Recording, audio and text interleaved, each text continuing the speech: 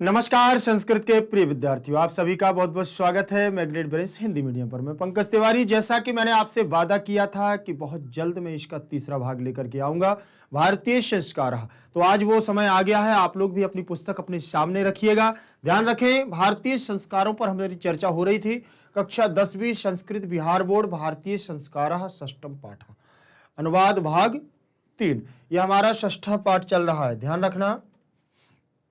और इसमें जो हमारी है वो पदच्छेद वगैरह जो भी है, संधियां वगैरह, उनको हम आज सॉल्व करेंगे।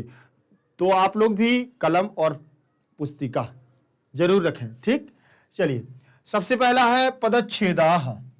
पदच्छेदा का मतलब समझ रहे हैं आप? पदच्छेदा अर्थात पदों को अलग अलग करना। पद को क्या करना? अलग अलग करना। जैसे संधि होती है ना, वैसे ही ये हमारे होते हैं पदच्छेद, ठीक। पदों का विच्छेद करना होता है। सबसे पहले दिया हुआ है महत्वम आधार्यन, महत्वम प्लस आधार्यन, महत्वम प्लस आधार्यन, आधार्यन, महत्वम प्लस आधार्यन सीधा सीधा इसमें हो जाएगा। इसमें कौन सी संधि होगी? हल संधि। इसमें हल संधि होगी, ठीक है ना।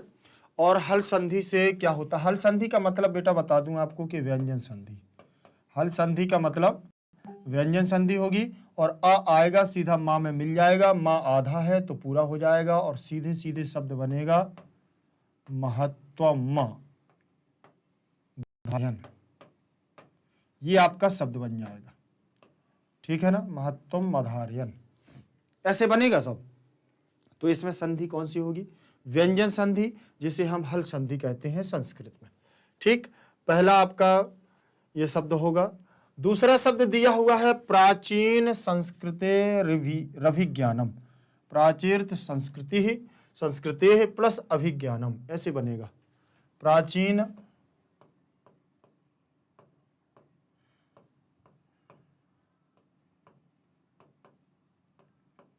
संस्कृते प्लस अभिज्ञानम,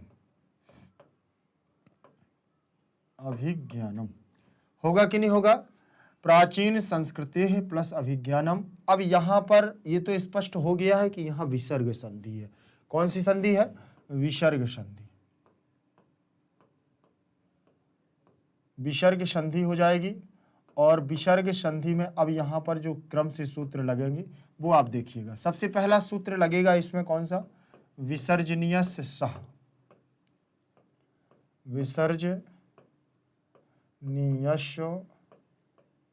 सह, विसर्जनीय से सह से सा हो जाएगा। इसके स्थान पर, विसर्ग के स्थान पर क्या हो जाएगा?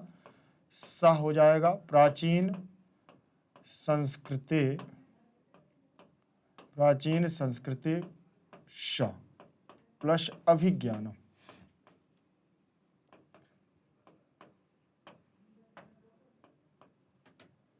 ठीक, अभिज्ञानम हो गया। अब यहां सा के स्थान पर जो होगा वो दूसरा सूत्र लगेगा सस जुसो रू, सस जुसो रू, सस जुसो रू।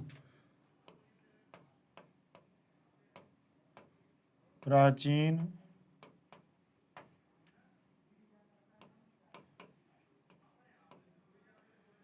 संस्कृति रू, सा के स्थान पर क्या हो गया बेटा? रू हो गया। अभिज्ञानम रू। अब रा में जो ऊ लगा हुआ है उस ऊ को हटाने के लिए एक सूत्र आएगा जिसका नाम है उपदेशे, उपदेशे जनुनासिको इत। ये सूत्र लगा हुआ है तो ऊ हट जाएगा। तो ऊ हटेगा तो क्या बनेगा? प्राचीन संस्कृति रा में हलंत, क्योंकि स्वर निकल जाएगा। और अभिज्ञान का आ आएगा तो ये पूरा कर लेगा और भी जुड़ जाएगा, भी ज्ञानम। बनेगा प्राचीन संस्कृति रविज्ञानम, ऐसे बन जाएगा। तो यही आपका शब्द बना हुआ है। तो इसमें सूत्र कौन सा लगेगा? सबसे पहले तो आपको लगाना है विसर्जनीय से, केवल आप एक ही लगा देंगे तो भी आपका चल जाएगा। ठीक, इसमें हमारी विसर्ग संधि पहले में रहेगी हल संधि, दूसरे में रहेगी विसर्ग संधि, तीसरा दिया हुआ है कल्पना शीत। कल्पना शीत, तो कल्पना प्लस आशीत, कल्पना प्लस आशीत, तो इसमें से बड़ा आ जाएगा और इसमें बड़ा आ जाएगा, दोनों मिलेंगे बड़ा आ बनेगा। बनेगा कि नहीं बनेगा? लेकिन ये किस नियम के तहत बनेगा? दीर्घ संधि। कौन सी संधि? दीर्घ संधि के आधार पर ये बनेगा और सूत्र रहेगा इसमें अकह सवर्णे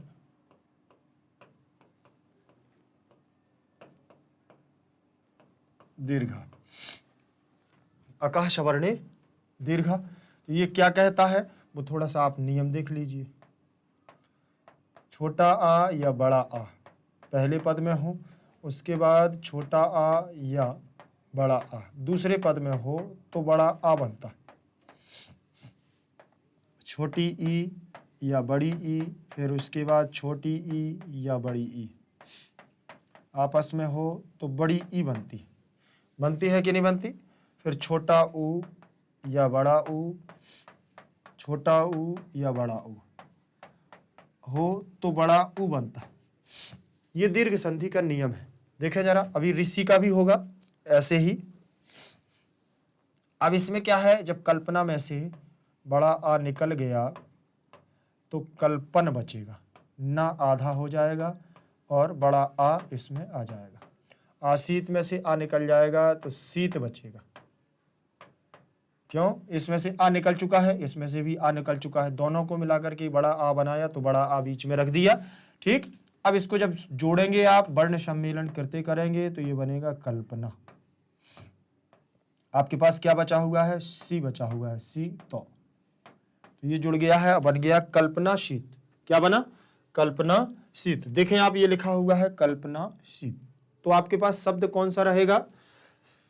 कल्पना प्लस शीत बराबर कल्पना शीत। दीर्घ संधि बनेगी, अकह सवर्णे दीर्घा, सूत्र लगेगा, नियम लगेगा कौन सा? आ के बाद आ आने पर, बड़ा आ के बाद बड़ा आ आने पर, ये वाला हमारा नियम लग जाएगा। ठीक, चलिए, इसमें आपकी दीर्घ संधि हो गई। पहले में आपकी रहेगी व्यंजन संधि, दूसरे में रहेगी विसर्ग संधि, तीसरे में रहेगी दीर्घ संधि। चौथा शब्द आपके पास आया है मुख्य अवसरेषु। मुख्य अवसरेषु, मुख्य प्लस अवसरेषु, मुख्यावसरेषु, मुख्य प्लस अवसरेषु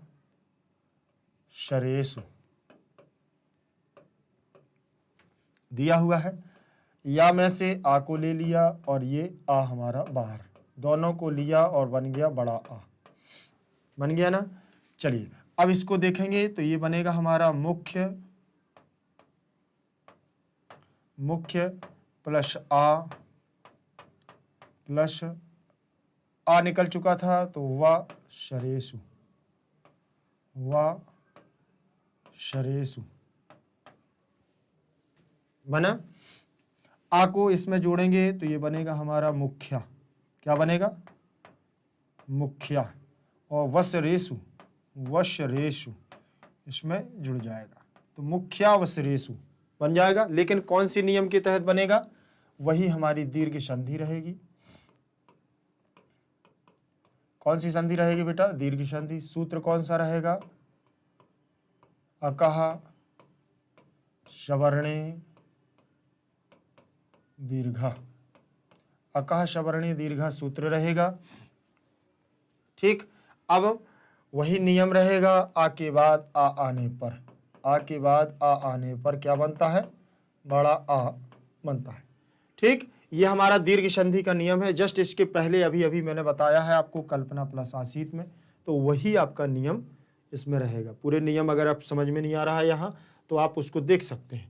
ठीक, तो यहाँ पर आपका बना मुख्य अवसरेषु। ठीक, तो इसमें संधि हो जाएगी दीर्घ संधि। मतलब दो पद ऐसे हो गए हैं जिनमें हमारी संधि कौन सी होगी, दीर्घ संधि। इसके बाद दिया हुआ है संस्काराणाम अनुष्ठाने,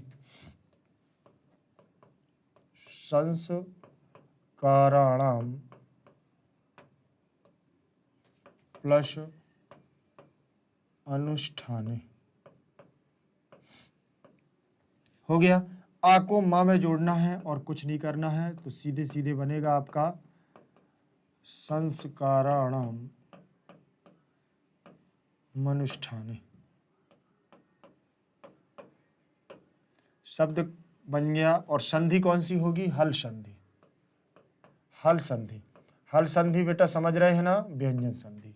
कौन सी संधि, व्यंजन संधि रहेगी हल संधि में। हल संधि का मतलब ही व्यंजन संधि है, संस्कृत में इसे हल के नाम से जानते हैं। ठीक, आगे आपका शब्द रहेगा गुणाधान रूपश्च। गुणाधान रूपश्च, गुण प्लस अधान रूपा, अधान रूपा प्लस च, यहां तक हो गया। ठीक, अब इसमें से आ ले लिया और इसमें से आ ले लिया, दोनों को मिलाया, बड़ा आ बन गया। बना कि नहीं बना, तो ये बनेगा आपका गुणा, गुण प्लस आ प्लस धान रूप प्लस चा, ये आ जाएगा ऐसे, क्योंकि यहां से आ निकल चुका है, यहां से आ निकल चुका है, तो ये दोनों मिलकर के बड़ा आ, तो यहां पर बड़ा आ बस आ जाएगा बीच में। अणा हमारा देखो आधा हो जाएगा, अधान में से आ निकल चुका तो धान बचेगा। इसको जब इससे जोड़ेंगे तो बेटा ये बनेगा हमारा गुणा। क्या बनेगा, गुणा, और धान शब्द इसमें ऐसे जुड़ेगा, रूपः जो का त्यों रहेगा, और चा हमारा यहाँ आ जाएगा। यहां पर जो संधि हुई है वो हुई है दीर्घ संधि। कौन सी संधि हुई है, दीर्घ संधि। यहां दीर्घ संधि लगाई गई है, और इसके बाद जो इसमें संधि लगाई गई है, जो सूत्र लगाया गया है अकः सवर्णे दीर्घ, अकः सवर्णे दीर्घ, ये सूत्र लगाया गया है। नियम वही रहेगा, आ के बाद आ आने पर, आ के बाद आ आने पर क्या बन गया है, बड़ा आ बन गया, बना है। ठीक, चलिए अब इसमें एक संधि और है, जिससे देखो दीर्घ संधि तो हो गई ना यहां पर आधे में, फिर इसके बाद आएगी अब विसर्ग संधि। कौन सी संधि रहेगी, विसर्ग।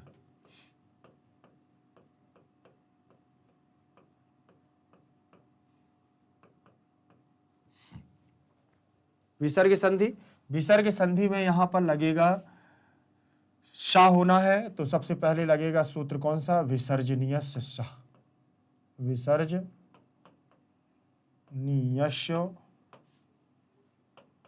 शाह, तो शाह हो जाएगा।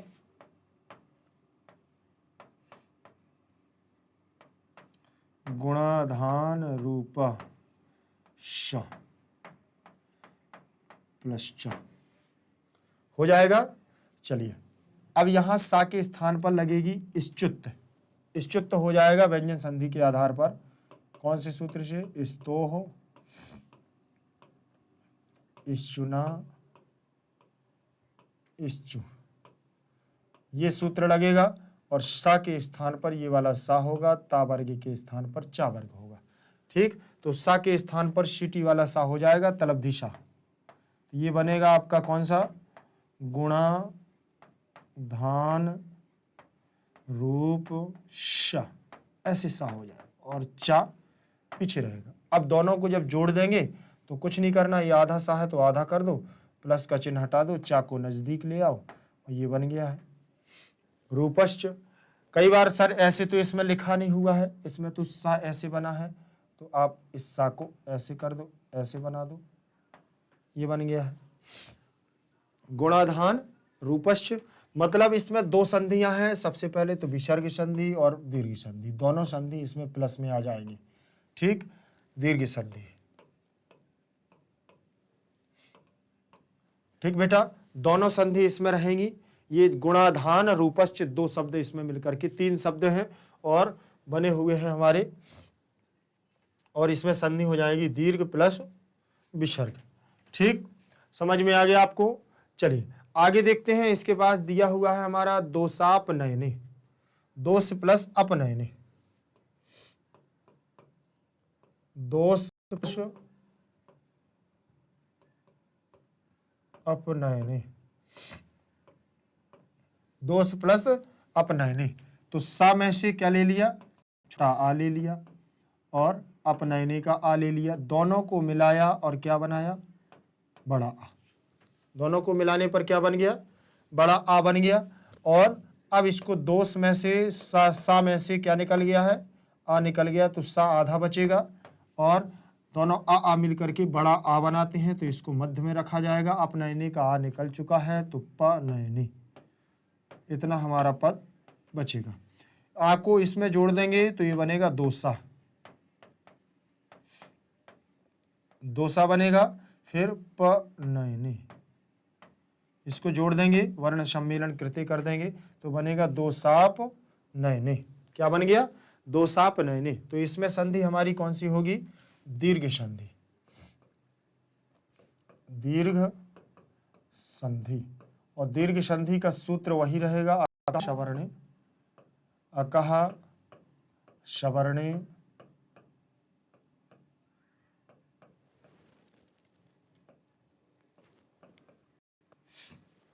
दीर्घा। और इसका नियम क्या कहता है, छोटा आ या बड़ा आ आपस में हो और फिर इसके बाद दूसरे पद में छोटा आ या बड़ा आ आए तो बड़ा आ बनता है। छोटी ई या बड़ी ई पहले पद में हो, फिर उसके बाद छोटी ई या बड़ी ई दूसरे पद में हो तो दोनों मिलकर के बड़ी ई बना लेते हैं। फिर छोटा ऊ या बड़ा ऊ, उसके बाद छोटा ऊ या बड़ा ऊ दोनों पद में हो तो बड़ी ई बड़ा ऊ बनता है। ये दीर्घ संधि का नियम कहता है। तो यहाँ पर भी देखो छोटा आ मिल रहा है, छोटा आ और छोटा आ मिल रहा है, तो यहाँ कौन सी संधि हो जाएगी, दीर्घ संधि हो जाएगी। ठीक, चलिए आगे देखेंगे। अगला हमारा शब्द है, हाँ यहाँ पर इतने ही शब्द हैं, आगे देखते हैं। पदच्छेद का मतलब समझ रहे ना, बिल्कुल सेम संधि जैसे ही है, इसका नाम चेंज कर दिया है, पद विच्छेदः संधि विच्छेदः, वही चीज है। संधि युक्त पद ये कहलाते हैं, संधि युक्त पद, और ये संधि विच्छेद पद कहलाते हैं। ध्यान रख लेना, दोनों पदों को, दो से अधिक या तीन पद हैं उन पदों को अलग अलग कर देना, उसका विच्छेद कहलाता है। ध्यान रखना इस बात का। आगे दिए हुए हैं इसके बाद, जन्म पूर्वाह स्त्रियः, जन्म पूर्वाह त्रयः, श हो गया है ना बीच में, चलो उसको देखते हैं। जन्म पूर्वाह प्लस त्रयः, यहां तक तो समझ में आ गया क्योंकि ये सामने लिखा हुआ है, संधि विच्छेद हो गया। ये भी समझ में आ गया कि विसर्ग लगा हुआ है मतलब विसर्ग संधि है। पहले पद में अगर विसर्ग लगा है तो विसर्ग संधि ही होती है। ठीक, अब चलिए देखते हैं, इसमें विसर्ग संधि है और विसर्ग संधि के साथ में अब इसमें सूत्र जो लगेगा वो सूत्र रहेगा, इसके पहले भी मैं बता चुका हूं अभी। ठीक, तो सूत्र लगेगा आपका विसर्जनीयस्य सह, विसर्जनीयस्य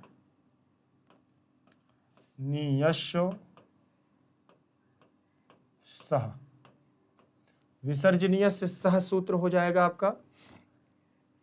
अब यहां पर विसर्ग के स्थान पर क्या होगा, स हो जाएगा। जन्म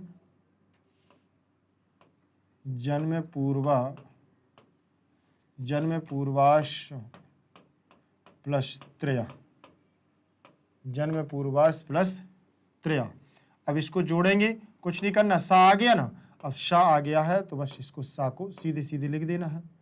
जन्म पूर्वाश त्रय, जन्म पूर्वाश त्रय, जन्म पूर्वाश त्रय। ठीक, चलिए ऐसे पूर्वाश, जन्म पूर्वाश त्रिया, बड़ा ऊ हो जाएगा। ठीक, तो यहां पर हमारी संधि कैसी होगी, विसर्ग संधि, सा आ गया है, सा सीधे सीधे हमारा जुड़ जाएगा और विसर्ग संधि का इसमें योग हो जाएगा। ठीक, चलिए आगे हमारा शब्द होगा, आगे का जो शब्द होगा वो होगा हमारा मरणोत्तर संस्काराश्चैको।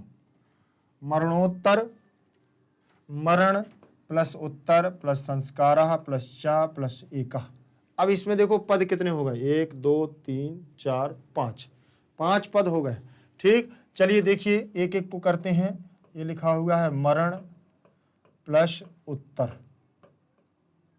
मरण प्लस उत्तर लिखा है, प्लस संस्कार, तीनों को कर लें, संस्कारा,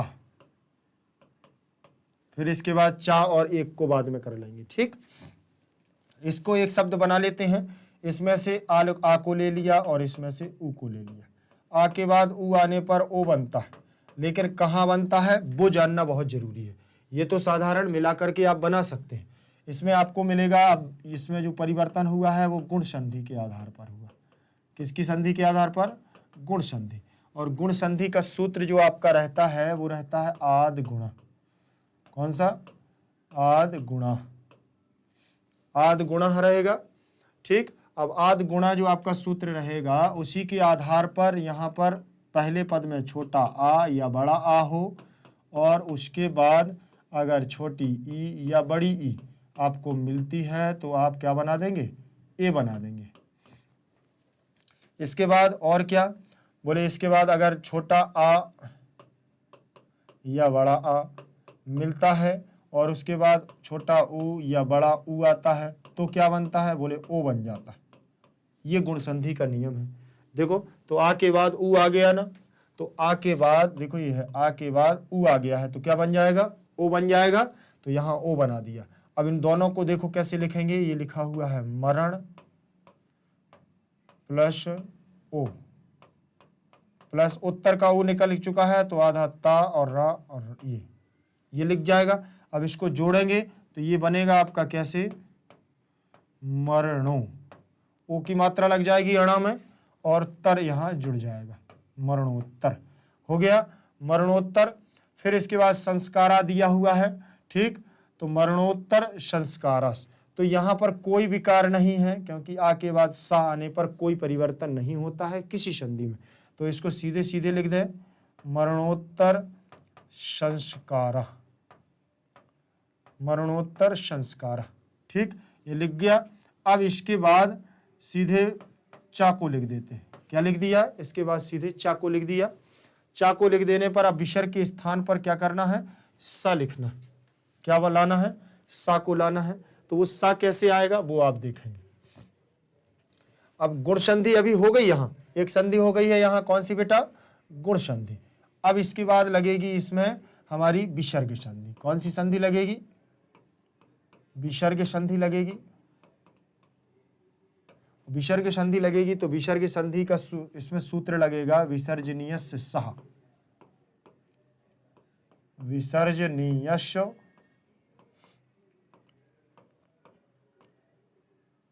विसर्जनीयस्य सह, विसर्जनीयस्य सह से यहां सा कर देंगे।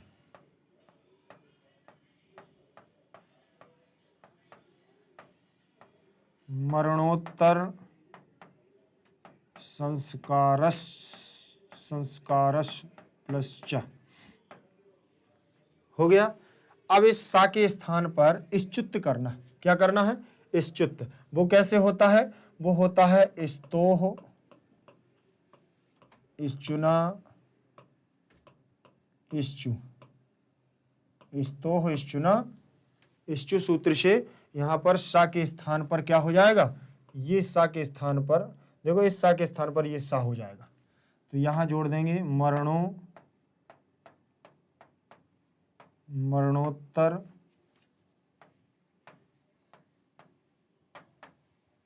संस्कार प्लस चा हो गया। इतना हो गया। अब इस चा को आप आधा लिख दें और ये चा को जोड़ दें। हो गया। तो ये लिख गया है मरणोत्तर संस्कारश्च, हो गया ना। सा को अगर वैसे लिखना है तो आप वैसे भी लिख सकते हैं, ऐसे संस्कारश्च, मरणोत्तर संस्कारश्च, हो गया। चलिए अब यहां पर कौन सी संधि हो गई, एक गुण संधि हो गई है और एक विसर्ग संधि। अब इसके दिया हुआ है चा प्लस एका लास्ट में, तो यहां पर क्या करेंगे, संस्कारश्च ऐसे लिख दें अभी, फिर इसके बाद ये प्लस एका, एका, ये दिया हुआ है। चलिए अब इसको आगे ऊपर ले जाऊं, इसको ऊपर ले जाऊं बेटा, देखिए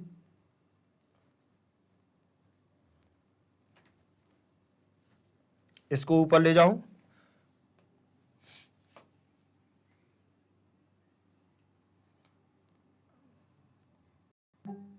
ये ठीक है, और इसको भी ऊपर ले जाऊं,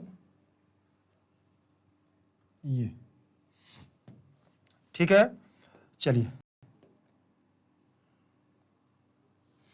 ये आपका हो गया मरणोत्तर संस्कारश्च प्लस एका, इसमें से क्या ले लिया, छोटा आ और ये एका का ए।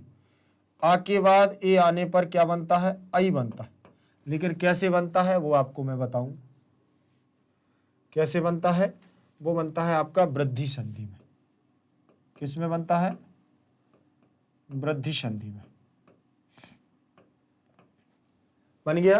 वृद्धि संधि में कैसे बनेगा कि सूत्र इसका देख लीजिए, वृद्धि संधि का वृद्धिरादैच, वृद्धिरादैच ये आपका सूत्र रहेगा।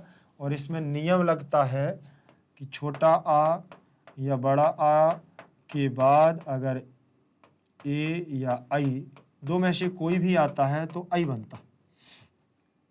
फिर क्या बोले, छोटा आ या बड़ा आ के बाद अगर ओ या औ दो में से कोई भी आता है तो औ बनता। तो यहां पर कंडीशन अपनी क्या है, आ के बाद ए आ रहा है, आ के बाद क्या आ रहा है, ए आ रहा है, तो क्या बन गया, आई बन गया।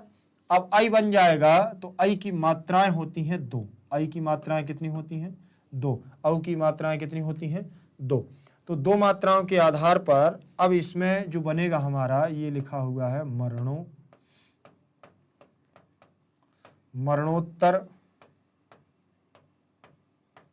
संस्कारश्च, मरणोत्तर संस्कारश्च, और जो प्लस आई है ना, इस आई की क्या करेंगे बेटा, इस आई की मात्राएं लगाएंगे। इस मात्राएं की दो मात्राएं होती हैं तो इस पर लग जाएंगी, ये हटा देंगे, और का बचेगा तो इसमें जोड़ देंगे। ये बनेगा आपका मरणोत्तर संस्कारश्चैका। देखो ये लग गया मरणोत्तर संस्कारश्चैका बन गया। ये आपका पद रहेगा। इसमें संधि कौन कौन सी रहेगी, पहले तो यहां रहेगी बेटा आपकी गुण संधि, फिर इसके बाद यहां रहेगी विसर्ग संधि, और फिर यहीं पर आपकी जो ये आई हुआ है यहां रहेगी वृद्धि संधि। मतलब एक साथ तीन संधियां एक पद में। ठीक, तो ऐसे हमारे पद हैं, बड़े बड़े पद हैं, और बड़े पदों में हमेशा एक से अधिक संधि हो सकती है। ठीक, अगला दिया हुआ है सीमंतोन्नयनम, सीमंतोन्नयनम, सीमंत प्लस उत प्लस नयनम। इसमें भी देखें, सीमंत प्लस उत प्लस नयनम,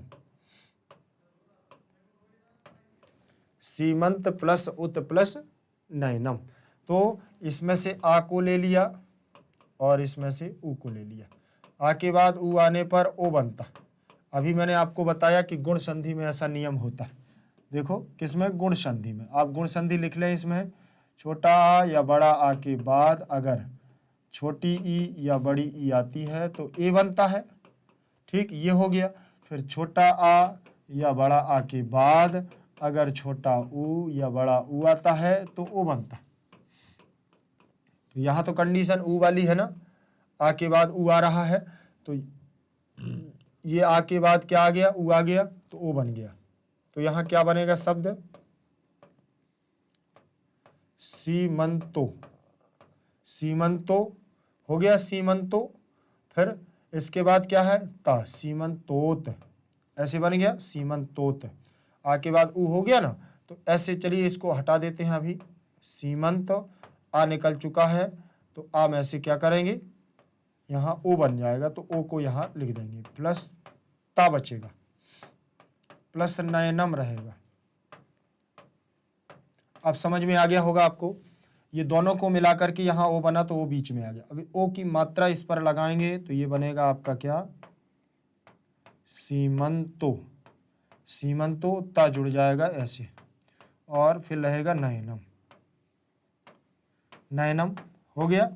अब यहाँ कंडीशन क्या होगी, ता वर्ग के बाद अगर ना आता है, ता के बाद अगर उसी वर्ग का पंचम अक्षर आता है, तो ता अपने ही वर्ग के पंचम अक्षर में परिवर्तन कर लेगा। तो पंचम अक्षर क्या होगा ता का, ता, था, दा, धा, ना। देखिए कैसे, ऐसे रहेगा ना, ता, था, दा, धा, ना। देखो पहला, दूसरा, तीसरा, चौथा, पांचवा, तो पांचवा वर्ण ता वर्ग का कौन सा है, ना है। तो यहां पर क्या हो जाएगा, ये ना में परिवर्तन कर लेगा। कैसे, सीमंतो और ता के स्थान पर ना, और ये नयनम। ठीक इस प्रकार से परिवर्तन हो जाएगा। अब क्या होगा, अब होगा इन दोनों का वर्ण सम्मेलन करते मिलेंगे, तो सीमंतोन ना, और ये वाला ना दोनों जुड़ेंगे, और न या और ना और मा, ऐसे बनेगा सीमंतोन नयनम, सीमंतोन नयनम बनेगा कि नहीं बनेगा। अब यहां पर संधि कौन कौन सी हो गई है, यहां हो गई है गुण संधि, यहां हो जाएगी आपकी व्यंजन संधि। व्यंजन संधि मानी जाएगी वहां पर हल संधि, क्योंकि अगर पहले पद में हलंत वर्ण होता है तो वह व्यंजन का योग बनाता है। ठीक, चलिए आगे देखें। अगला जो हमारा पद होगा, अगला जो पद होगा वो रहेगा आपका संस्कारा, संस्कारारोपणम, संस्कारा, समधनकार प्लस आरोपण। देखें, सम प्लस कार प्लस आरोपणम, आरोपणम ऐसे रहेगा। ठीक, तो यहां पर देखिए कैसे बनेगा संस्कार। सबसे पहले तो माँ का होगा अनुस्वार, मो अनुस्वार सूत्र होता है, कौन सा, मो अनुस्वार, ये सूत्र होता है, व्यंजन संधि का ही है, ध्यान रखना, अनुस्वार संधि का। तो यहाँ मकार का, माँ का हो जाएगा क्या, अनुस्वार, तो ये बिंदु में चला जाएगा। ठीक, अब यहाँ प्लस लगेगा, और यहाँ सुट का होगा आगम, किसका, सुट का, और ये रहेगा कार, तो कार प्लस आरोपणम, आरोपणम ऐसे रहेगा पद। अब यहाँ टा की और ऊ की होगी संज्ञा, और तत्सलोपा से होगा बेटा लोप, तो बचेगा हमारा क्या, शम प्लस श, ऐसे रहेगा, बनेगा कार प्लस आरोपणम, आरोपणम। ठीक, अब इसमें इसको जोड़ेंगे, वर्ण सम्मेलन कृत्य करेंगे, तो ये बनेगा हमारा संस्कार, संस्कार हो गया, और प्लस आरोपणम, आरोपणम ऐसे हो गया। अब रा में से क्या निकाल लेंगे, आ निकालेंगे, आरोपणम का आ निकालेंगे, हो गया। अब आ और आ मिलकर के बनाएंगे दीर्घ संधि। कौन सी संधि बनाएंगे, दीर्घ संधि बनाएंगे। दीर्घ संधि का नियम कहता है कि आ के बाद छोटा आ या बड़ा आ के बाद अगर छोटा आ या बड़ा आ आता है तो क्या बनता है, बड़ा आ। तो यहाँ कंडीशन छोटा आ के बाद बड़ा आ गया है, देखो छोटा आ के बाद बड़ा आ गया है, तो यहाँ बन जाएगा आपका क्या, बड़ा आ, बड़ा आ बन जाएगा, तो दोनों मिलकर के क्या बन जाएंगे, बड़ा आ। अब क्या कर देंगे, इसको बनाएंगे संस्कार, संस्कार रा में से आ निकल गया तो आधा हो गया और बड़ा आ हमारा बीच में आ जाएगा। आरोपणम का आ निकल चुका है तो यहाँ पर क्या है, रोपणम बचेगा, रोपणम, रोपणम बचेगा। अब दोनों को जोड़ दो, जोड़ देंगे तो क्या बनेगा आपका, संस्कार, संस्कारा रोपणम, रोपणम, संस्कारा रोपणम बन जाएगा। तो यहां संधि होगी आपकी, यहां होगी हल संधि, यहां होगी आपकी दीर्घ संधि। दो संधि होंगी, दीर्घ संधि के अंतर्गत अनुस्वार संधि होगी। ठीक, चलिए आगे देखेंगे अगली हमारी संधि जो होगी। अगली संधि क्या कह रही है, अगली संधि है गर्भवत्याश्च, गर्भवत्याः प्लस च दिया हुआ है। क्या दिया है, गर्भ, गर्भ, गर्भवत्याः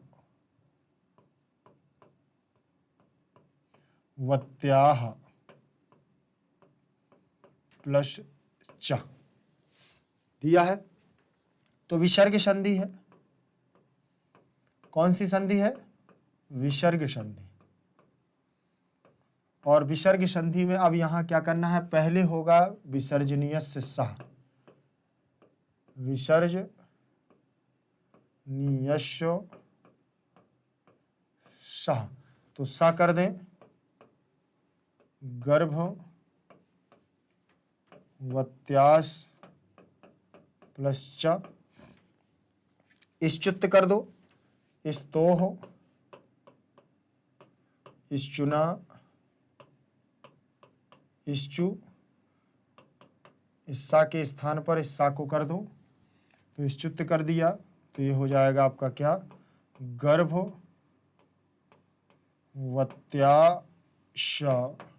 प्लस च हो जाएगा। पद मिलेगा तो ये बनेगा आपका गर्भवत्याश्च, गर्भवत्याश्च बनेगा कि नहीं बनेगा। ठीक, यहां पर आपकी संधि हो जाएगी कौन कौन सी, विसर्ग संधि ही रहेगी इसमें। और इसमें योग किसका रहेगा, इश्चुत संधि, व्यंजन संधि का इसमें योग रहेगा, उसकी हेल्प लेगा वो। ठीक, फिर लिखा हुआ है निष्क्रमणम, निष्क्रमणम, निधन क्रमणम, विसर्ग संधि इसमें भी है, नि प्लस क्रमणम, नि प्लस क्रमणम दिया हुआ है। देखें तो विसर्ग संधि के स्थान पर फिर हमारा सूत्र चलेगा कौन सा, विसर्जनीय से सह, विसर्ज, विसर्जनीयश सह, विसर्जनीय से सह से यहां सा कर देंगे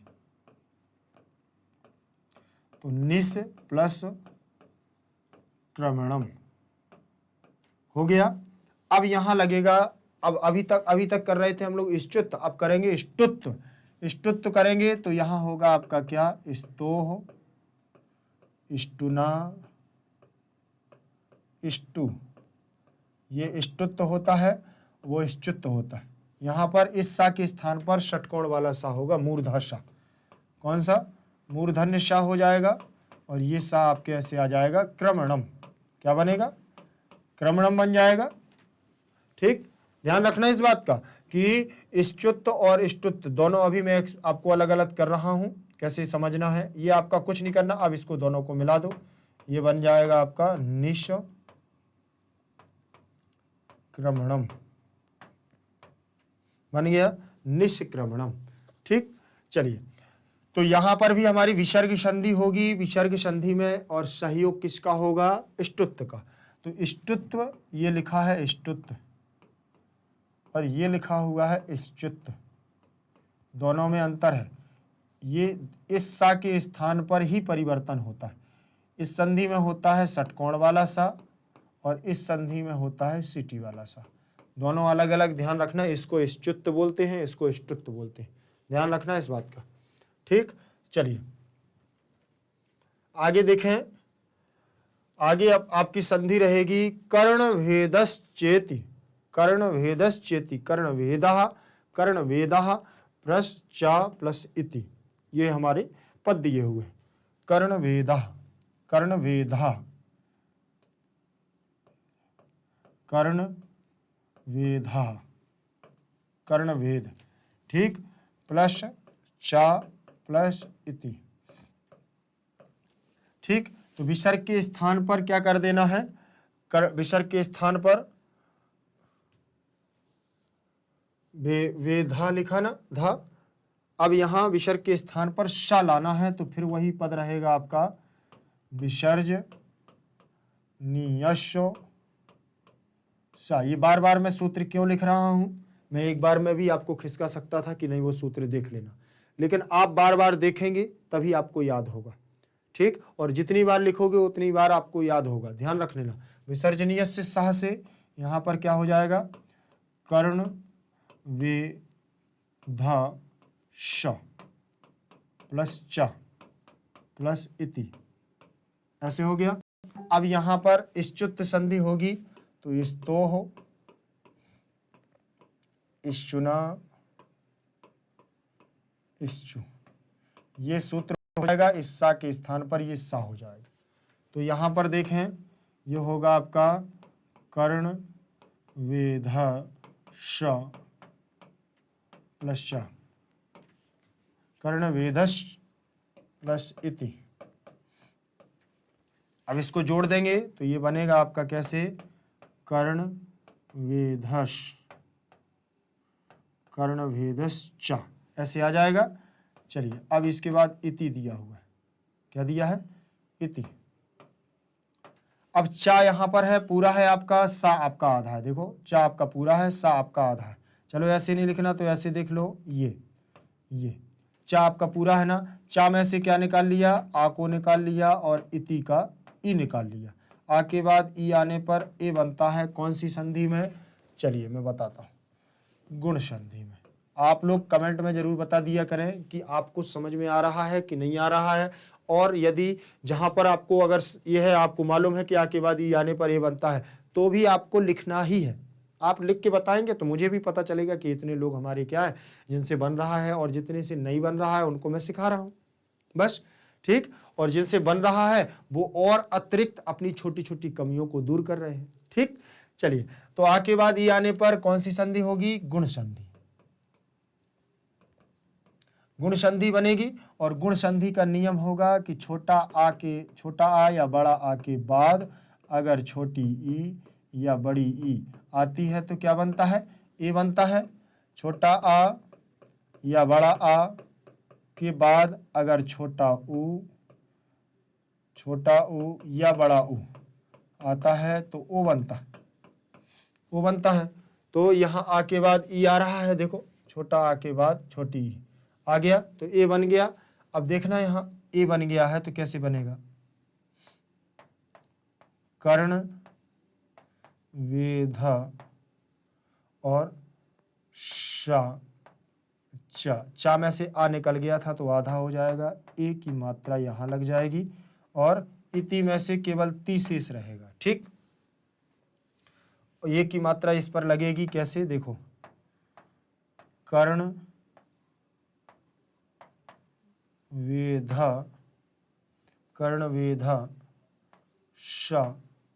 चा में ए की मात्रा लग जाएगी और ती जुड़ जाएगा।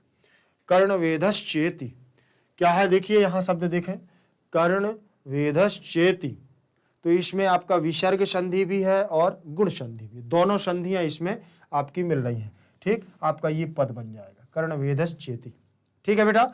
चलें आगे देखें, अगला पद अब आपका क्या कहेगा। देखो एक बात मैं आपको बता दूं कि ये संधि ही है, ये पद विच्छेद जो कहा है उन्होंने, तो परिवर्तन नाम होकर के आ सकता है, लेकिन फॉर्मूला परिवर्तन थोड़ी कर सकते हैं ग्रामर का, ठीक। आपको नाम बता दिया। जैसे कभी कभी क्या होता है कि आप हिंदी में रोटी को बोलते हैं रोटी, संस्कृत में बोलते हैं करपट्टी का, लेकिन है तो दोनों ही रोटी, होती है कि नहीं। चलिए ठीक है, आप यहाँ अपने यहाँ पर बोलते हैं रोटी, और गुजरात में चले जाओ उसी को बोलते हैं चपाती, बोलते हैं ना। तो नाम परिवर्तन हो सकता है लेकिन उसका फॉर्मूला परिवर्तन नहीं हो सकता है। कैसे बनते हैं, आटे को गूंथते हैं, फिर बेलते हैं, फिर तवे पर रखते हैं, फिर सेकते हैं। रोटी की प्रोसेस वही है। तो पद का विच्छेद इन्होंने नाम रख दिया है या संधि का विच्छेद नाम रख दिया है, फर्क इसमें नहीं है। शब्द कैसे सॉल्व होगा ये हमारे लिए जरूरी है। ठीक, अगला शब्द दिया हुआ है आपका अक्षरारंभ, अक्षर प्लस आरंभ, अक्षर प्लस आरंभ, अक्षर प्लस आरंभ। तो अक्षर के रा में से छोटा आ ले लिया है और यहां से बड़ा आ ले लिया, दोनों को मिलाया बड़ा आ बना दिया। लेकिन वो कैसे बन गया है बड़ा आ, वो रहेगा आपका दीर्घ संधि। किसमें? दीर्घ संधि के आधार पर रहेगा। और दीर्घ संधि के आधार पर कैसे? आ के बाद छोटा आ हो या बड़ा आ हो, उसके बाद अगर छोटा आ या बड़ा आ आता है तो क्या बनता है? बड़ा आ बनता है। ठीक, तो छोटा आ के बाद बड़ा आ गया तो बड़ा आ बन गया है। अब इसको कुछ नहीं करना है, अक्षर शब्द को ज्यों का त्यों लिखना है, बस रा में से आ को निकाल देना है। इस आ को दोनों के बीच में रख देना है। इधर आरंभ का आ निकल चुका है तो बचेगा रंभ। क्या बचेगा? रंभ। ठीक, अब इसको जोड़ेंगे तो आ की मात्रा इसमें लग जाएगी तो ये बन जाएगा बड़ा रा, अक्षरा बनेगा, अक्षरारंभ। अक्षरारंभा हो गया ना, तो ये शब्द बन गया है, दीर्घ संधि हो गई है और नियम ये लग गया है। सूत्र कौन सा लगेगा? अकह सवर्णे दीर्घा, इसका सूत्र ये हो जाएगा। तो ये हमारा क्या है, एकदम क्लियर हो गई है कि कितनी संधियां इसमें हैं और कितनी संधि इसमें, कौन कौन सी संधि है। ठीक, चलिए अब इसकी बात कर रहे थे तो इसमें विसर्ग संधि है आपकी, इसमें गुण संधि हो जाएगी, विसर्ग और वृद्धि, इसमें 3 संधियां हैं। इसमें आपकी हो जाएगी गुण संधि और यहाँ हो जाएगी व्यंजन संधि, यहाँ होगी व्यंजन संधि और यहाँ हो जाएगी आपकी दीर्घ संधि, यहाँ आपकी विसर्ग संधि, यहाँ विसर्ग संधि, यहाँ विसर्ग संधि, यहाँ गुण संधि और यहाँ दीर्घ संधि। ठीक है, ये सारी संधियां हैं। कौन कौन आपने नोट तो की होंगी, ठीक है ना, आप नोट जरूर कर लीजिएगा एक एक शब्द के सामने कौन कौन सी संधि है। आपकी बुक जो रखी होगी उस बुक में आपको जरूर से जरूर नोट कर लेना है, ध्यान रख लेना। चाहे आप स्किप करके पीछे जा करके बैक स्पेस करके किसी प्रकार से आप देख करके उसकी सारी संधियों को जरूर कर लें। मैंने एक एक संधि पर एक एक शब्द पर चर्चा की है, ध्यान रखें। अगर सीखना है तो, और नहीं सीखना है तो कोई बात ही नहीं होती है, ठीक है ना। और सीखने वाले जो होते हैं तो वो तो चाहे 10 बार देखना पड़े वीडियो तो देखेंगे और उसमें एक एक संधि का उसमें नोट करेंगे, क्योंकि परीक्षा के समय फिर ये समय नहीं रहता है कि फिर वीडियो को देखा जाए, ठीक है। तो ध्यान रख लेना, तो उस टाइम पर केवल कंप्लीट चैप्टर रिवीजन को देखना पड़ता है। पूरे एक साथ कंप्लीट चैप्टर रिवीजन देखा और ये एक्सरसाइज वगैरह इनको समझना है, अच्छे से देखना। तो 10 बार भी अगर अभी देखना पड़ जाए तो अभी देखना पड़ेगा। आप जब बनने लगेगा तो फिर जल्दी से रिवीजन कर लिया, ये सारी कंडीशन होती है। चलिए आगे चलते हैं। इसके बाद अभी और भी है, बहुत सारी संधियां हैं, ध्यान रख लेना। फिर इसके बाद दिया हुआ है वेदारंभा, वेद प्लस आरंभा। क्या दिया है? वेद प्लस आरंभा, वेद प्लस आरंभा।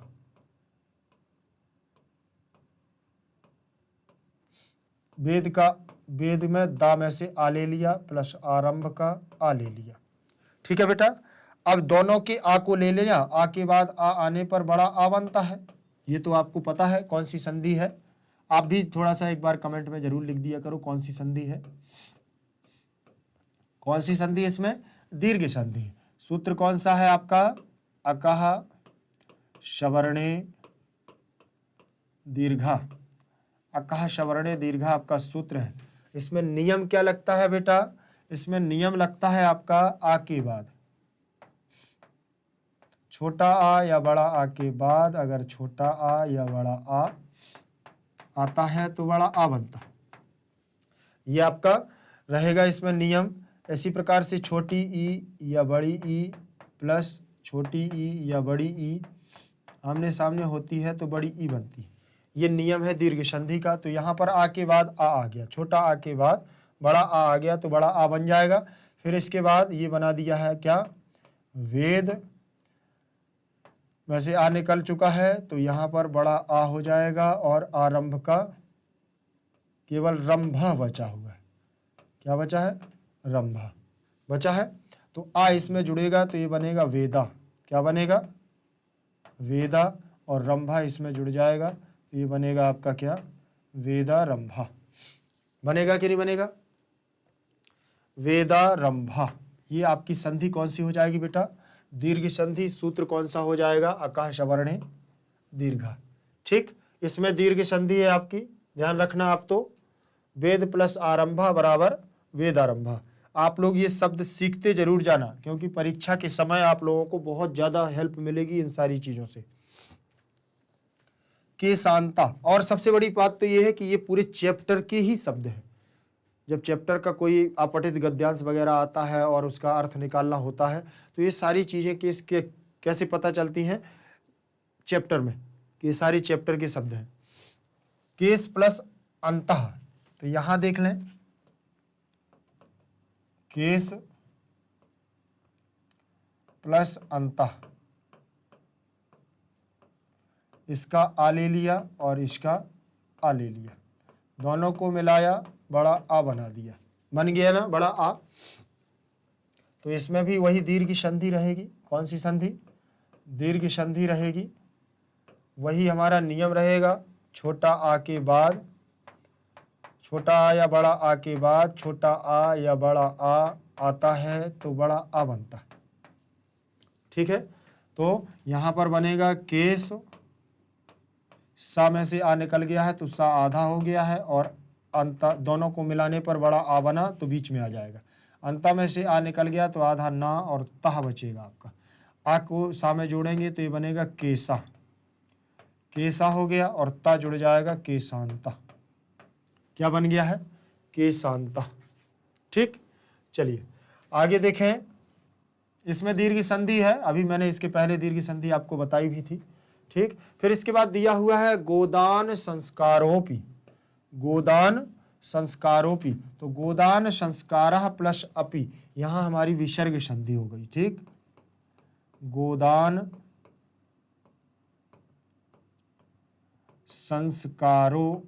संस्कारः प्लस अपि। ठीक, अब यहां पर अतोरोर प्लुताद प्लुतेश, यहां पर क्या हो जाएगा? उत्त होगा। विसर्ग के स्थान पर क्या हो जाएगा बेटा? उ हो जाएगा।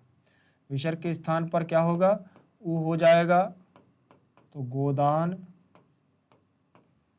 संस्कार उ प्लस अपि। आप पूछोगे कि यहाँ सर होना तो चाहिए ओ, लेकिन यहाँ हुआ है उ, तो चलिए उ हो गया है। अब इसमें अभी तक आप लोग गुण संधि लगाते आए हैं। गुण संधि में क्या होता है कि आ के बाद अगर उ आ जाए तो क्या बनता है बेटा? ओ बनता है।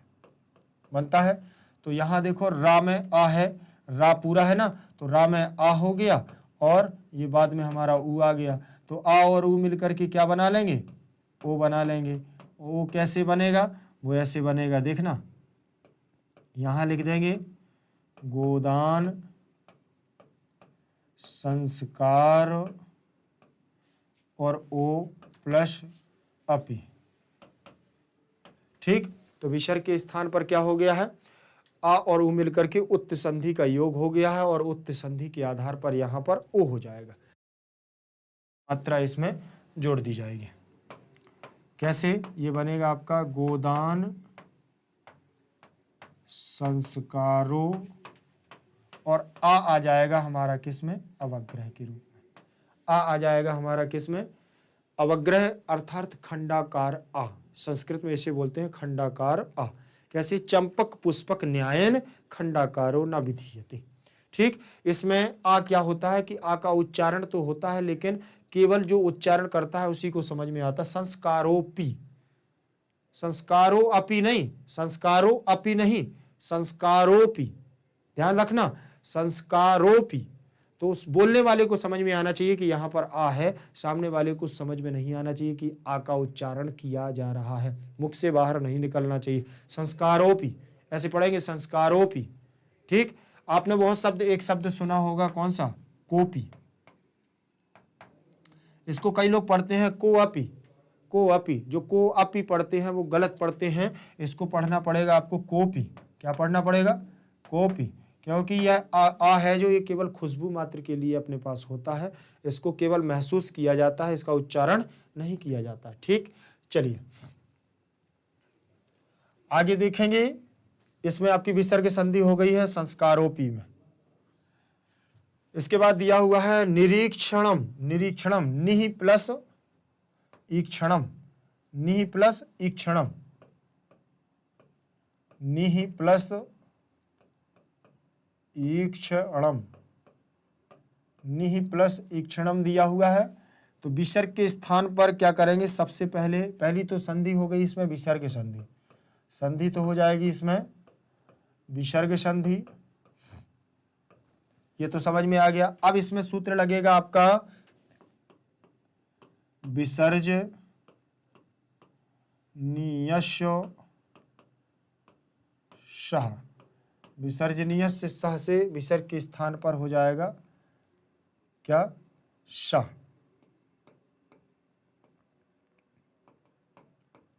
प्लस ईक्षणम, ईक्षणम हो गया। ठीक, अब इसके अब क्या होगा? अब सा के स्थान पर होगा सस जुसो रू। क्या होगा? सस जुसो रू, तो यहां हो जाएगा रू, तो ये हो जाएगा नी रू प्लस ईक्षणम, ईक्षणम हो जाएगा। चलिए अब यहां पर उ को हटाएंगे, किससे? उपदेशे अजानुनासिक इत, उपदेशे अजानुनासिक इत। ठीक, तो यहां हो जाएगा आपका निर प्लस ईक्षणम हो गया। अब इसको जोड़ दो, वर्ण सम्मेलने कृते, निरीक्ष, निरीक्षणम, क्या हो जाएगा? निरीक्षणम। तो यहां पर ई की मात्रा, बड़ी ई की मात्रा रा में जुड़ जाएगी, निरीक्षणम। तो संधि होगी इसमें केवल और केवल विसर्ग संधि। ठीक, विसर्ग संधि होगी। चले आगे देखेंगे, अगला पद आपका होगा तदनंतरम, तदनंतरम, तत् प्लस अनंतरम, तत् प्लस अनंतरम, ये पद रहेगा तत् प्लस अनंतरम। तो तत् प्लस अनंतरम में क्या लगेगा? सबसे पहले तो होगी आपकी व्यंजन संधि, जिसे आप हल संधि कहते हैं। ठीक, हल संधि। अब हल संधि के आधार पर यहां संधि लगेगी आपकी कौन सी? जस्तु संधि। हल संधि में होगी कौन सी? जस्तु संधि। सूत्र रहेगा आपका झलाम, झलाम जस झसी। ठीक, झलाम जस झसी। ठीक, अब इसमें क्या होगा कि इसमें ये होता है कि वर्ग के, अपने वर्ग के पहले अक्षर में, जैसे ये लिखा है का, चा, टा, ता, पा, ये सभी वर्ग के पहले अक्षर हैं। और इसके तीसरे अक्षर क्या हैं? आप पढ़ेंगे छोटा बड़ा तो आपको सबको आते होंगे। का, खा, गा, का, खा, गा, गा आपका तीसरे नंबर का अक्षर है। फिर पढ़ेंगे चा, छा, जा, तो जा तीसरे अक्षर का आपका नंबर है।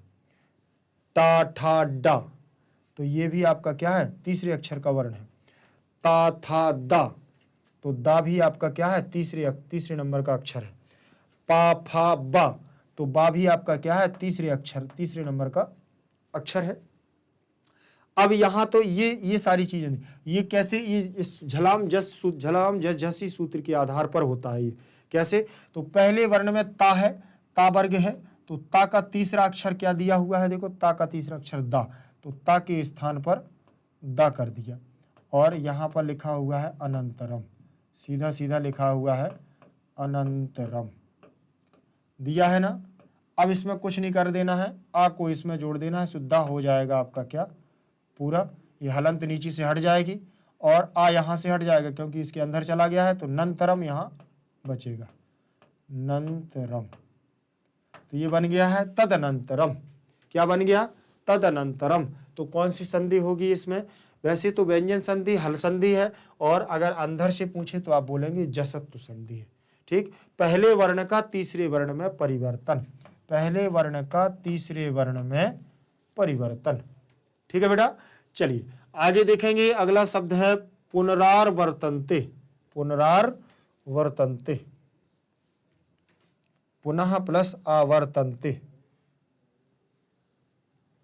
पुनरावर्तन्ते। देखें, पुनः प्लस आवर्तन्ते, आवर्तन्ते दिया हुआ है। विसर्ग के स्थान पर विसर्ग संधि, विसर्ग आ गया है तो विसर्ग संधि, विसर्ग आ गया है तो विसर्ग संधि। विसर्ग के स्थान पर वही प्रोसेस रहेगी, पहले विसर्जनीयस्य सह। कौन सा सूत्र? विसर्जनीयस्य सह। तो यहां होगा विसर्ग के स्थान पर सह, सा हो गया, आवर्तते, आवर्तन्ते दिया हुआ है। चलिए अब इसके बाद विसर्जनीय से सह, अब लग जाएगा सस जुसो रू। कौन सा सूत्र? सस जुसो रू। तो ये रू कर देगा सा के स्थान पर, पुनरु प्लस आवर्तन्ते, आवर्तन्ते हो गया। आ को अब इसमें से ऊ को हटाएंगे, उपदेशे अजनुनासिक इत, उपदेशे अजनुनासिक इत, उपदेशे अजनुनासिक इत से क्या कर देंगे? इस ऊ को हटा देंगे, तो ये हो जाएगा पुनरा, रा हो जाएगा प्लस आवर्तन्ते, आवर्तन्ते हो गया ना। चलिए अब इसको आपको कुछ नहीं करना है, रा को आ में मिला देना है, तो ये बन जाएगा पुनरा वर्तन्ते, पुनरावर्तन्ते। ठीक, तो इसमें संधि होगी आपकी विसर्ग संधि। ठीक है बेटा, अगला शब्द आपका दिया हुआ है मरणादनंतरम। क्या दिया है? मरणादनंतरम, मरणात प्लस अनंतरम, मरणादनंतरम। ध्यान रखना, मरणात, मरणात प्लस अनंतरम, मरणात प्लस अनंतरम। तो यहां पर भी अभी बिल्कुल जो जस्ट पहले संधि बता करके आए हैं, जस्त संधि, ये भी जस्त संधि किसकी? उसी व्यंजन संधि के आधार पर, हल संधि के आधार पर। तो पहले वर्ण का तीसरे वर्ण में परिवर्तन, का गा में, चा का जा में, और ता का दा में, ठीक, पा का बा में, और टा का डा में। ये तीसरे वर्ण में परिवर्तन है, अभी जो मैं अभी आपको बता चुका हूं, इसके जस्ट पहले बता के आया ना। तो यहाँ ता वर्ग है, तो ता वर्ग का तीसरा अक्षर क्या होगा? मरणा, ता था दा, दा में हो जाएगा, और अनंतरम, अनंतरम दिया हुआ है। ठीक, दिया है ना। अब आ को आप दा में कुछ कर देना, क्या क्या कर देना? मिला देना, कुछ नहीं करना, बाकी बस मिला देना। तो मरणाद दा पूरा हो जाएगा, आ चला जाएगा, और नंतरम दिया हुआ है तो नंतरम इसमें आपको लिख देना है। तो हो गया मरणाद अनंतरम। ठीक, अभी बनाया था अपन लोगों ने तदनंतरम, फिर हो गया मरणाद अनंतरम। तो सीधा सीधा पद बन गया, जस्त संधि है। ठीक, आप सीधे सीधे आप हल संधि और व्यंजन संधि के भी बोल सकते हैं, लेकिन अगर अंदर से पूछता है तब आपको जस्त संधि बतानी पड़ेगी, ध्यान रखें।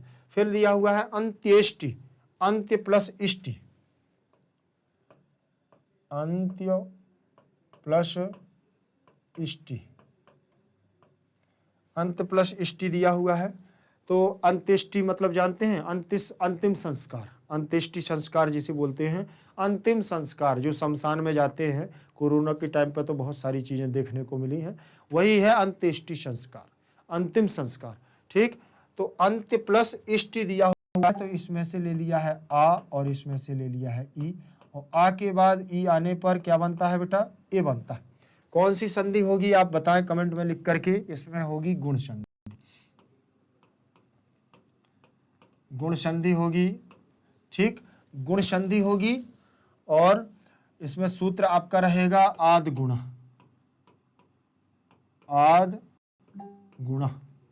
ठीक, आद गुणा आपका सूत्र रहेगा, और नियम है इसका, छोटा आ या बड़ा आ के बाद अगर छोटी ई या बड़ी ई दो में से कोई भी आती है तो ए बनता है। ठीक, फिर छोटा आ या बड़ा आ के बाद छोटा ऊ या बड़ा ऊ आता है तो ओ बनता है। ये गुण संधि के नियम है।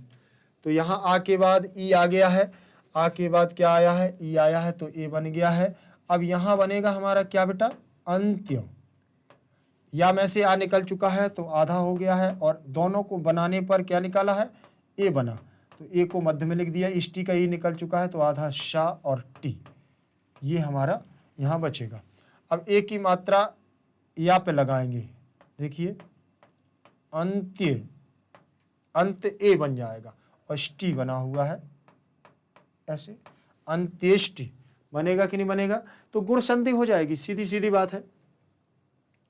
ठीक, आगे देखते हैं। संधियां बहुत कर चुके हैं अपन लोग, ठीक है ना, बहुत ज्यादा संधियां हो चुकी हैं, काफी संधि हो गई हैं, ध्यान रख लेना।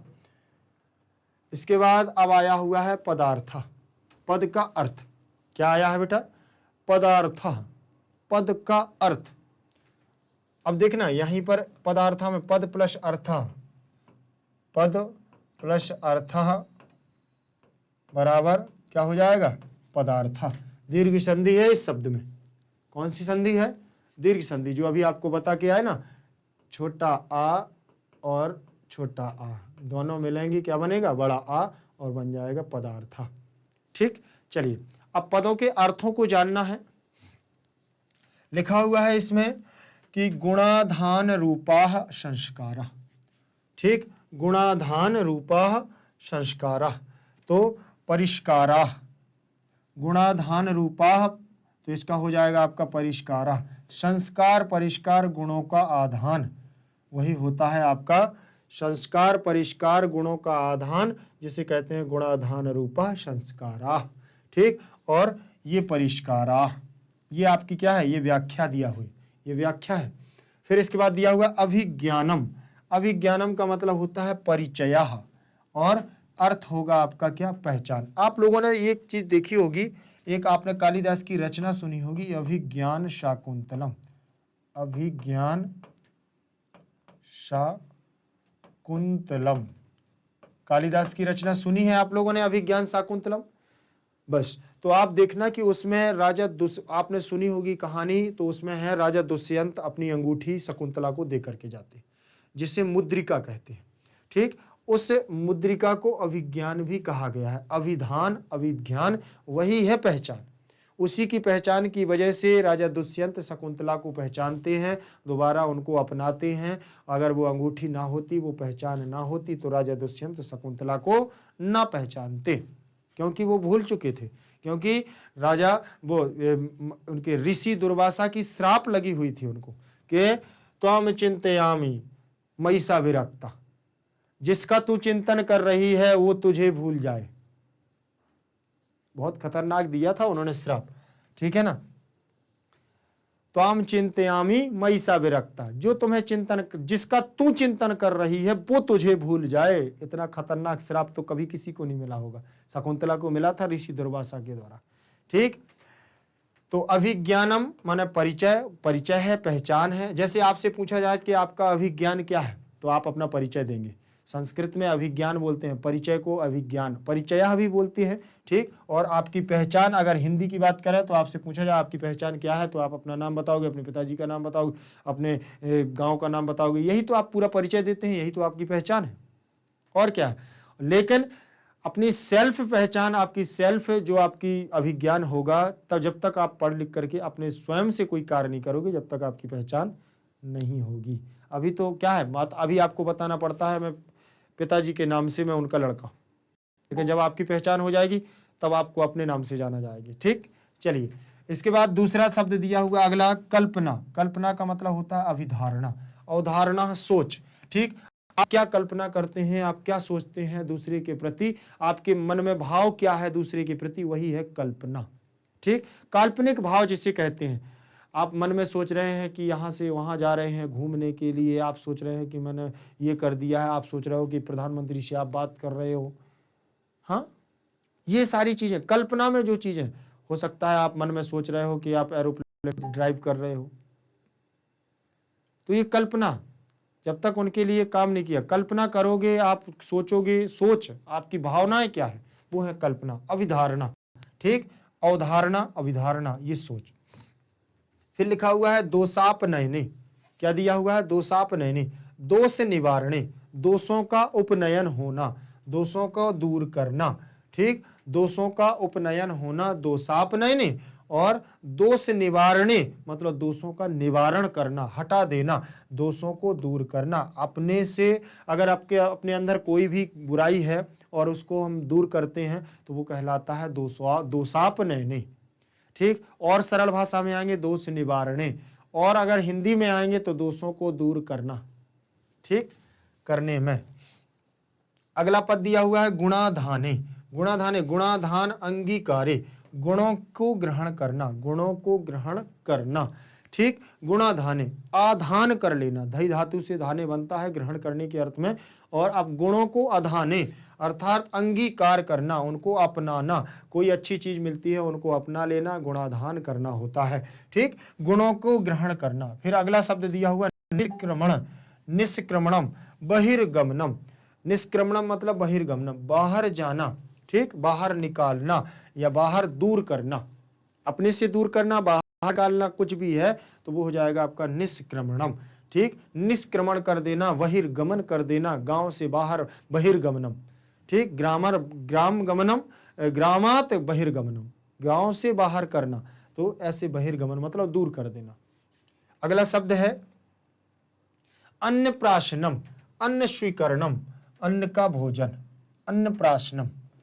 ठीक, अच्छा आप लोगों ने ये देखा अन्नप्राशनम क्या होता है, जब बच्चा जन्म लेता है और वो 3 से 4-5 महीने का हो जाता है तो थोड़ा थोड़ा उसको खिलाने लगते हैं। ठीक है, तो वो कहलाता है अन्नप्राशन संस्कार, अन्नप्राशनम संस्कारम।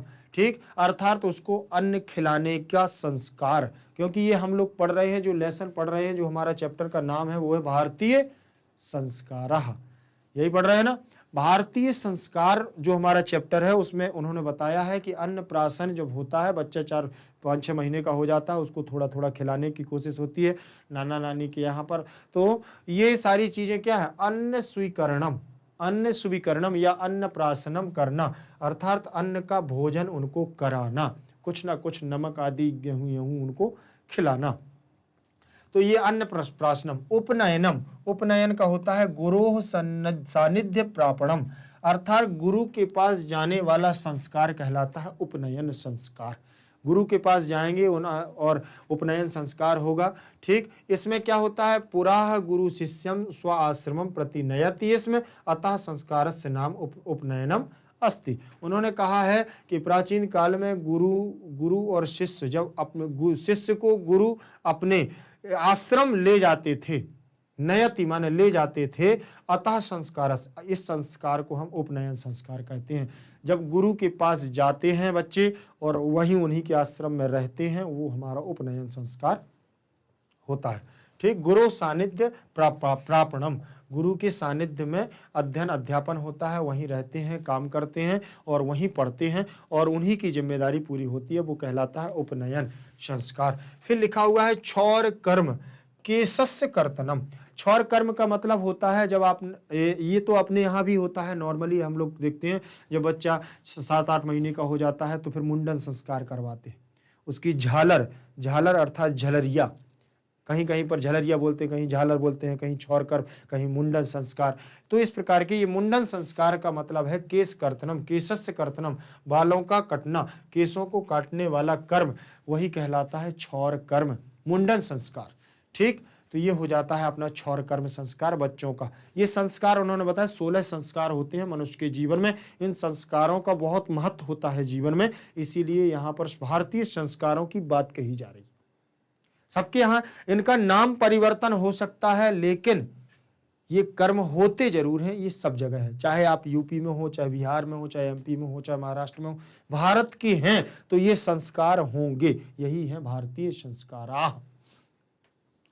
फिर लिखा हुआ है सप्तपदी, फिर लिखा हुआ है विवाह संस्कारे पत्या सह पत्न्याः सप्तवारम चक्र विशेषा पद निधानम। अच्छा, आपने देखा होगा कि विवाह में जब पाणी ग्रहण संस्कार होता है तो अग्नि के 7 फेरे लगाए जाते हैं कि नहीं, उसी को कहते हैं सप्तपदी।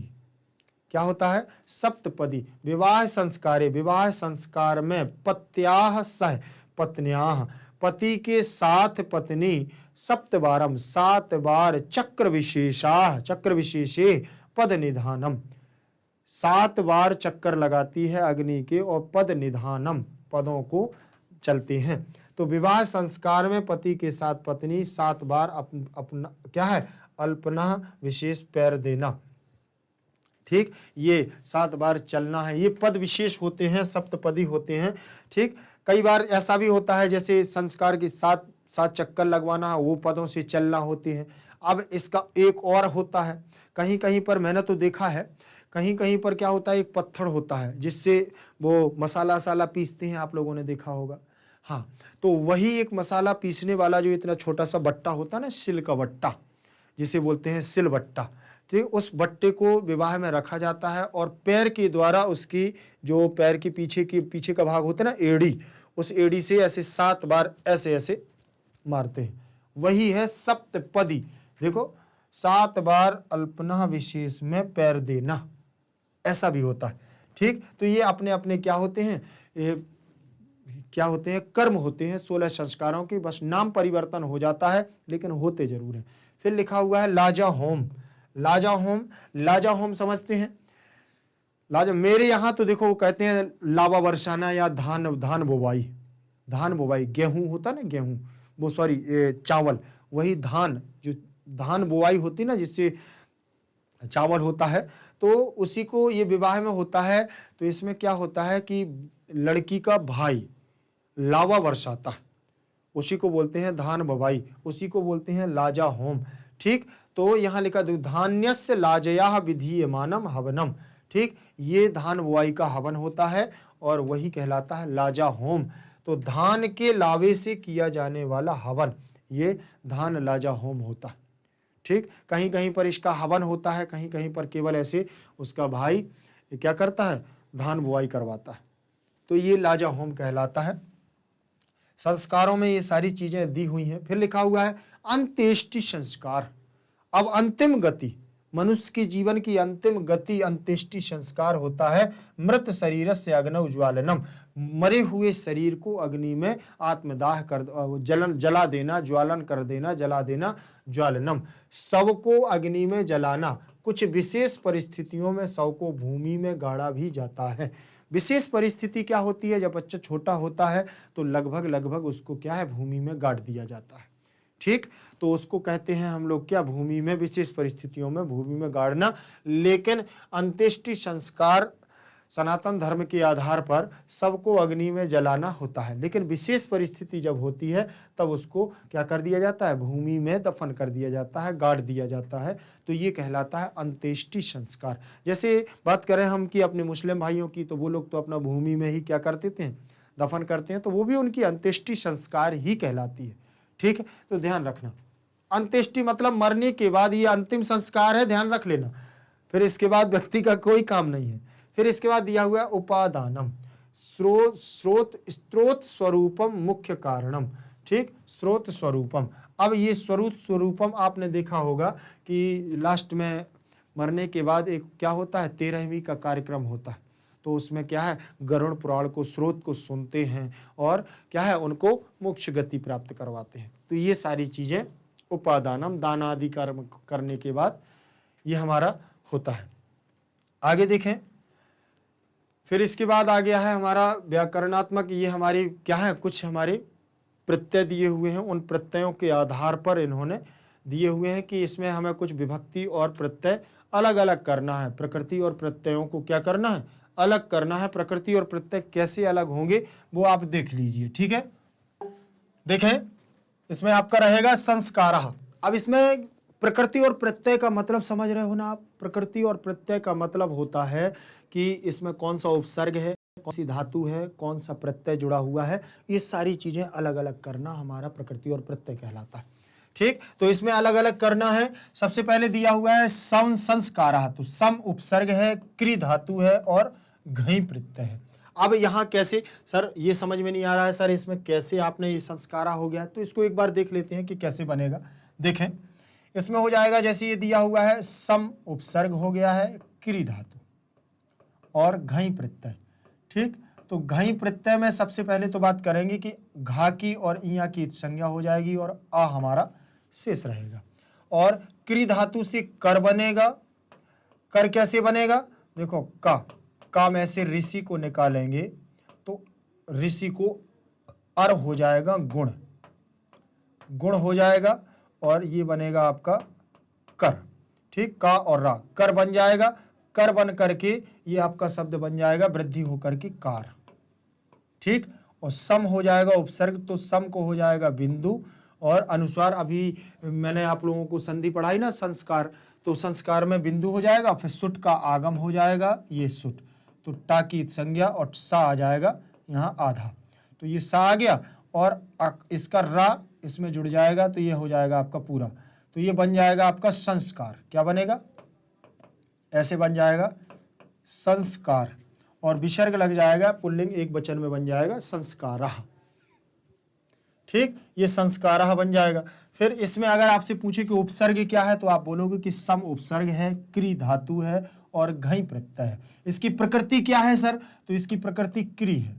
इसकी प्रकृति क्या है, क्री धातु इसकी प्रकृति है।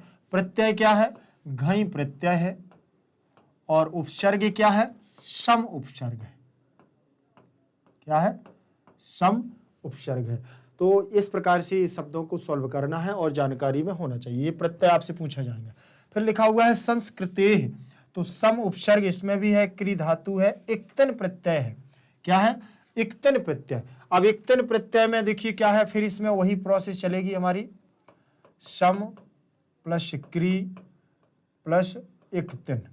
इक्तन प्रत्यय में जो हमारा कितन प्रत्यय है, इसमें ती शेष रहता है, तो बनेगा संस्कृति और संस्कृति के रूप चलेंगे तो संस्कृति षष्ठी विभक्ति में बनता। ठीक, जैसे आपका रूप बनता है, आपने देखा होगा हरे हरे बनता है ना, मत्ते मत्ते बनता है ना, तो वैसे बनता है आपका संस्कृति। ये संस्कृति, संस्कृति षष्ठी विभक्ति एक वचन में बनता है। ठीक, अब आगे देखेंगे, फिर लिखा हुआ है अभिज्ञानम, तो अभि इसमें उपसर्ग है और ज्ञा धातु है, ल्युट प्रत्यय है, तो अभिज्ञान यू से युवोर नाकौ से अन आदेश हो जाएगा, तो अभिज्ञान बन जाएगा। देखें, अभि उपसर्ग है और ज्ञा धातु है और ल्युट प्रत्यय, इसकी प्रकृति क्या है, ज्ञा, तो ये हमारा ऐसे बनेगा अभिज्ञा। अभिज्ञा ल्युट प्रत्यय में ला की और टा की संज्ञा हो जाएगी। ला और टा की संज्ञा कैसे, लसक को तद्धिते और हलंत्यम से, तो हमारा शेष क्या रहेगा, यू, और यहाँ पर सूत्र लगेगा युवोर नाकौ। युवोर नाकौ, युवोर नाकौ सूत्र से सूत्र लग जाएगा और यू को हो जाएगा क्या बेटा, अन, अन हो जाएगा, यहाँ बनेगा अभिज्ञान। अभिज्ञा और दीर्घ संधि होकर के बनेगा अभिज्ञान। अभिज्ञान। ठीक, और नपुंसकलिंग में रूप बन जाएगा अभिज्ञानम। अभिज्ञानम बन जाएगा। इस प्रकार से इसमें भी प्रकृति आपकी होगी ज्ञा, उपसर्ग होगा अभि और प्रत्यय होगा आपका ल्युट प्रत्यय हो जाएगा इसमें। फिर इसके बाद अगला शब्द दिया हुआ है सम्मेलनम। क्या दिया है, सम्मेलनम, तो सम उपसर्ग है, मिल धातु है, ल्युट प्रत्यय है। अब इसमें भी सेम कंडीशन रहेगी। इसमें हमारा देखिए सम प्लस मिल प्लस ल्युट, यहाँ भी हमारा यू शेष रहेगा और मिल से मेल हो जाएगा, गुण हो जाएगा, और ये हमारा सम मेलनम, यू से अन हो जाएगा आदेश। ठीक, अन आदेश हो जाएगा, ऐसे बनेगा सम मेल मेल, और अब जोड़ेंगे तो बनेगा सम्मेलन। क्या बनेगा? सम में आ ला में मिल जाएगा नम, सम्मेलन, और मा जुड़ जाएगा सम्मेलनम, बन जाएगा ना। तो इसमें भी सम उपसर्ग है, मिल आपकी प्रकृति है, और ल्युट इसमें आपका प्रत्यय रहेगा। इसी प्रकार से निष्क्रमणम, तो निस उपसर्ग हो जाएगा और क्रम धातु रहेगी और ल्युट प्रत्यय रहेगा। तो इसमें भी योर नाकौ से अन आदेश हो जाएगा, ध्यान रखना। फिर इसके बाद उन्नयनम दिया हुआ है, उन्नयनम, तो उत उपसर्ग हो जाएगा, संधि वही है, ताको ना हो जाएगा यहाँ, और नी से नय बन जाएगा लाने के अर्थ में, और योर नाकौ से यहाँ अन आदेश हो जाएगा। यू शेष रहेगा इसमें, इसमें यू रहेगा, इसमें यू रहेगा, इसमें यू रहेगा, और इसमें यू रहेगा। ठीक, चलिए अब इसके बाद बना हुआ है आधानम। आधानम में आंग उपसर्ग रहेगा, धा धातु रहेगी, और युवोर नाकौ से यहाँ पर भी यू को अन आदेश हो जाएगा। यू, इनमें सब में यू शेष रहता है, इनको अन आदेश होता है। इनको क्या होता है? अन आदेश होता है, अन आदेश होता है यहाँ इनमें। ठीक है, ध्यान रखना इस बात को। इसका सबका यू का क्या बनता है? अन होता है।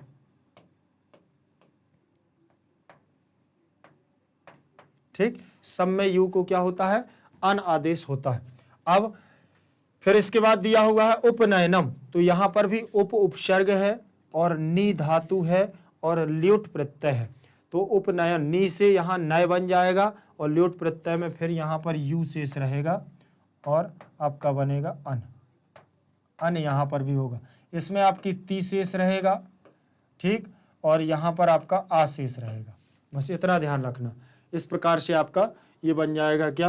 प्रकृति और प्रत्यय। इसमें आपको आगे जो लगे हुए हैं वो आपके उपसर्ग हैं, पीछे जो जुड़े हुए हैं वो आपके प्रत्यय हैं। ठीक, फिर इसके बाद आगे देखेंगे, आगे दिया हुआ है आरोपणम। आंग इसमें उपसर्ग है, रूह धातु है, इणिच प्रत्यय है और ल्युट प्रत्यय है। ठीक, इणिच प्रत्यय में ध्यान रखना कि इसमें आपका ई रहेगा और इसमें आपका यू शेष रहेगा। इसको आपको अन में आदेश में परिवर्तन हो जाएगा। ठीक, आरोपणम बन जाएगा, रूह को रोह हो जाएगा यहाँ पर। क्यों? क्योंकि इसको गुण हो जाएगा। फिर ये आपका उपसर्ग है आंग, आंग में अंगाकार की संज्ञा केवल आ शेष रहता है। ठीक, फिर इसके बाद दिया हुआ है निरीक्षणम, तो निर उपसर्ग है, ईक्ष आपकी प्रकृति है, ल्युट प्रत्यय है और ल्युट प्रत्यय में यू शेष रहता है और अन आपका आदेश होता है। ठीक, फिर इसके बाद दिया हुआ है अध्ययनम, अधि उपसर्ग है, यण संधि हो जाएगी और ई के स्थान पर या आदेश हो जाएगा और ल्युट प्रत्यय में यू शेष रहेगा और यहाँ अन आदेश हो जाएगा। ठीक, ये आपके इस प्रकार से बनेंगे।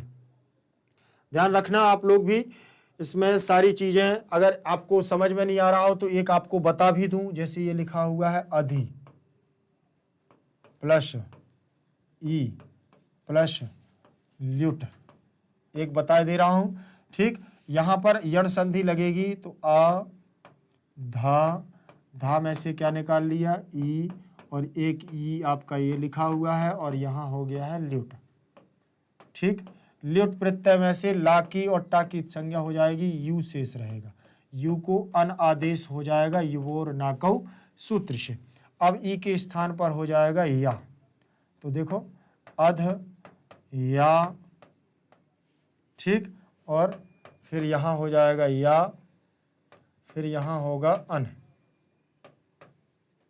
अन। ठीक, ऐसे अध्ययनम। अब यहाँ आप जोड़ेंगे तो ये बनेगा आपका क्या? अध्यय, आ मिल जाएगा इसमें और ना, अध्ययन और मा जुड़ेगा, अध्ययनम बन जाएगा। इस प्रकार से आपके ये रूप बनते हैं जो आपकी प्रकृति और प्रत्यय को क्या करते हैं? एक साथ बताते हैं। उपसर्ग प्रत्यय और उसकी मूल धातु। फिर इसके बाद दिया हुआ है लेखनम। लेखनम में भी यही रहेगा, लिख धातु रहेगी और ल्युट प्रत्यय रहेगा, बस इसमें गुण हो जाता है। देखिए लिख धातु रहेगी और ल्युट प्रत्यय रहेगा, ल्युट प्रत्यय रहेगा, इसमें यू शेष रहेगा और लिख से बन जाएगा गुण हो करके लेख बनेगा। फिर लेख, लेख रहेगा, यू को हो जाएगा अन और बनेगा लेखन। ठीक, लेखन बन गया, लेखन और शब्द बन जाएगा लेखनम। क्या बनेगा? लेखनम बन जाएगा। आगे आपका शब्द रहेगा पालयन। क्या रहेगा? पालयन। इसमें भी आपका क्या रहेगा? सत्री प्रत्यय रहेगा। सत्री प्रत्यय को अत और अत को अन हो जाता है। युवोर नाकौ से यू को अन आदेश होता है, इसमें भी सत्री को अत को अन आदेश होता है। जैसे पालयन, पाल धातु रहेगी, देखो पाल धातु इणिच प्रत्यय और सत्री प्रत्यय, सत्री प्रत्यय रहेगा। अब इसमें क्या है कि ये पाल रहेगा और इणिच में ई रहेगा और सत्री का अत आपका शेष रहेगा, अत। ठीक, पाल बनेगा पाल, ई को या, ठीक, और अत को अन बनेगा आपका पालयन, पालयन, पालयनम। ऐसे आपको बन जाएगा पालयन, बन जाएगा पालयन। ठीक, अत को अन आदेश हो जाएगा और पालयन बन जाएगा। आगे रहेगा आपका प्रसन्नता। प्रसन्न आपका इसमें प्रकृति रहेगी, तल आपका प्रत्यय रहेगा, टाप प्रत्यय रहेगा। तो प्रसन्नता, प्रसन्न बन जाएगा तो यहां पर तल में आशेष रहता है। ठीक, प्रसन्नता, प्रसन्न रहेगा, तल में ता शेष रहेगा, ध्यान रख लेना। प्रसन्नता सीधा सीधा बनेगा प्रसन्न प्लस तल प्लस टाप। तो देखो इसमें बनेगा प्रसन्न प्लस ता प्लस टाप में से टाकित संज्ञा, पाकित संज्ञा और आशेष रहेगा। जुड़ेगा जब आपका तो ये बनेगा प्रसन्न ता, प्रसन्न ता और आ जुड़ जाएगा तो प्रसन्नता, विसर्ग लग जाएगा प्रसन्नता। ठीक, इस प्रकार से आपका यहाँ प्रसन्नता बन जाएगा। फिर इसके बाद दिया हुआ है आपका अगला शब्द दिया हुआ है महत्वम। क्या दिया है? महत्वम। तो महत शब्द रहेगा और त्वम आपका प्रत्यय रहेगा, सीधे सीधे जुड़ जाएगा महत्वम।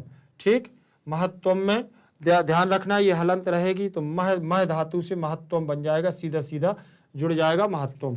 समाविष्टा, तो सम उपसर्ग रहेगा, आंग उपसर्ग रहेगा, विष धातु रहेगी, कित प्रत्यय रहेगा।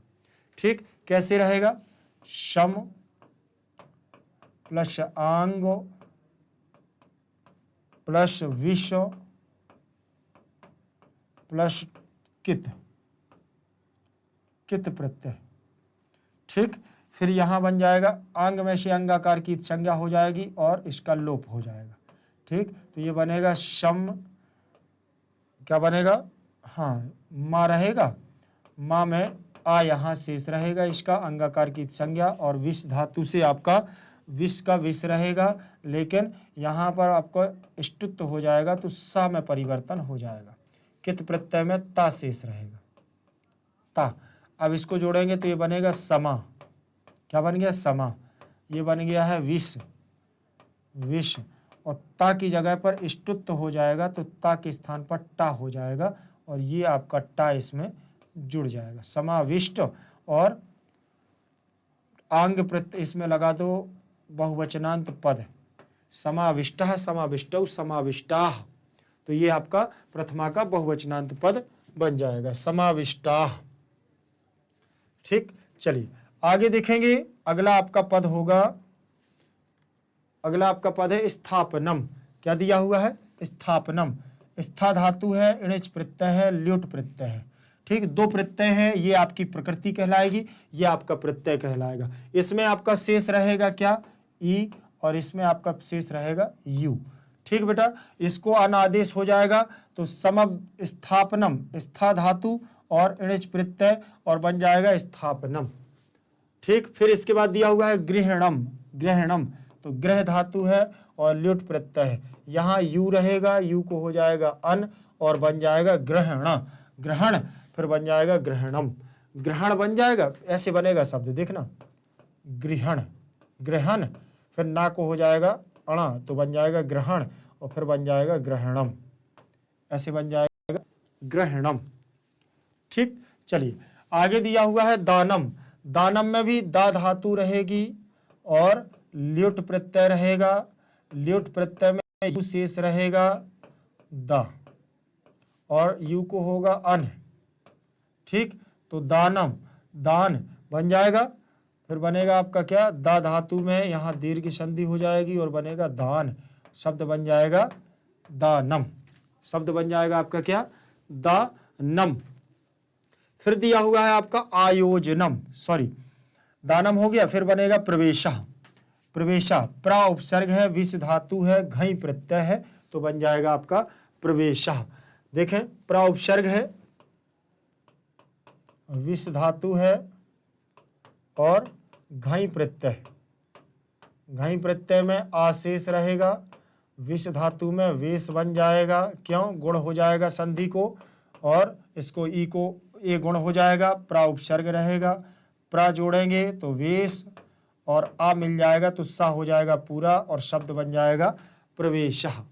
ठीक, प्रा उपसर्ग है, विष आपकी प्रकृति है, घई आपका प्रत्यय है, तो इसमें ये प्रकृति और प्रत्यय को अलग अलग करना है। निर्माणम में दिया हुआ है, निर उपसर्ग है, माँ माँ आपका क्या है, यहाँ प्रकृति है और ल्युट प्रत्यय है तो निर्माण बने, निर्माण बनेगा, क्या बनेगा, निर्माण। निर प्लस माँ प्लस ल्युट,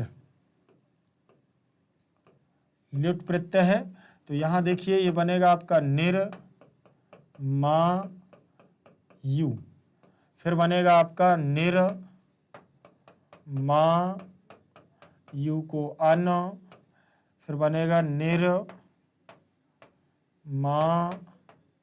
निर्मा और यहाँ हो जाएगी दीर्घ संधि और ना जुड़ जाएगा, आ मिलकर के दीर्घ संधि हो जाएगी ना तो निर्माण। अब ये क्या बनेगा, ये रा जाएगा ऊपर तो ये बनेगा निर्माण, क्यों, ये रा पहले है ना तो अट को पवांग नो में विवायोपी सूत्र से अणा को ना को अणा हो जाएगा तो निर्माण, फिर बन जाएगा निर्माणम, सीधे सीधे बन जाएगा नपुंसकलिंग में निर्माण निर्माण निर्माणम, ऐसे बन जाएगा। ठीक है बेटा, आगे देखेंगे अगला आपका जो पद होगा, अगला पद दिया हुआ है उप आयोजनम। क्या दिया है, आयोजनम, तो आंग उपसर्ग है, युज धातु है और इणच प्रत्यय है और ल्युट प्रत्यय है। इसमें भी कोई नहीं है, आंग उपसर्ग देखिए, आंग उपसर्ग है, युज धातु है और इणच प्रत्यय है और ल्युट प्रत्यय है। इतने दो प्रत्यय है इसमें, युज आपकी प्रकृति है, आंग आपका उपसर्ग। आंग में से अंगाकार की संज्ञा और आ आपका शेष रहेगा, युज को ओ गुण हो जाएगा तो बन जाएगा योज, गुण हो जाएगा ऊ को ओ गुण और इणच में ई रहेगा।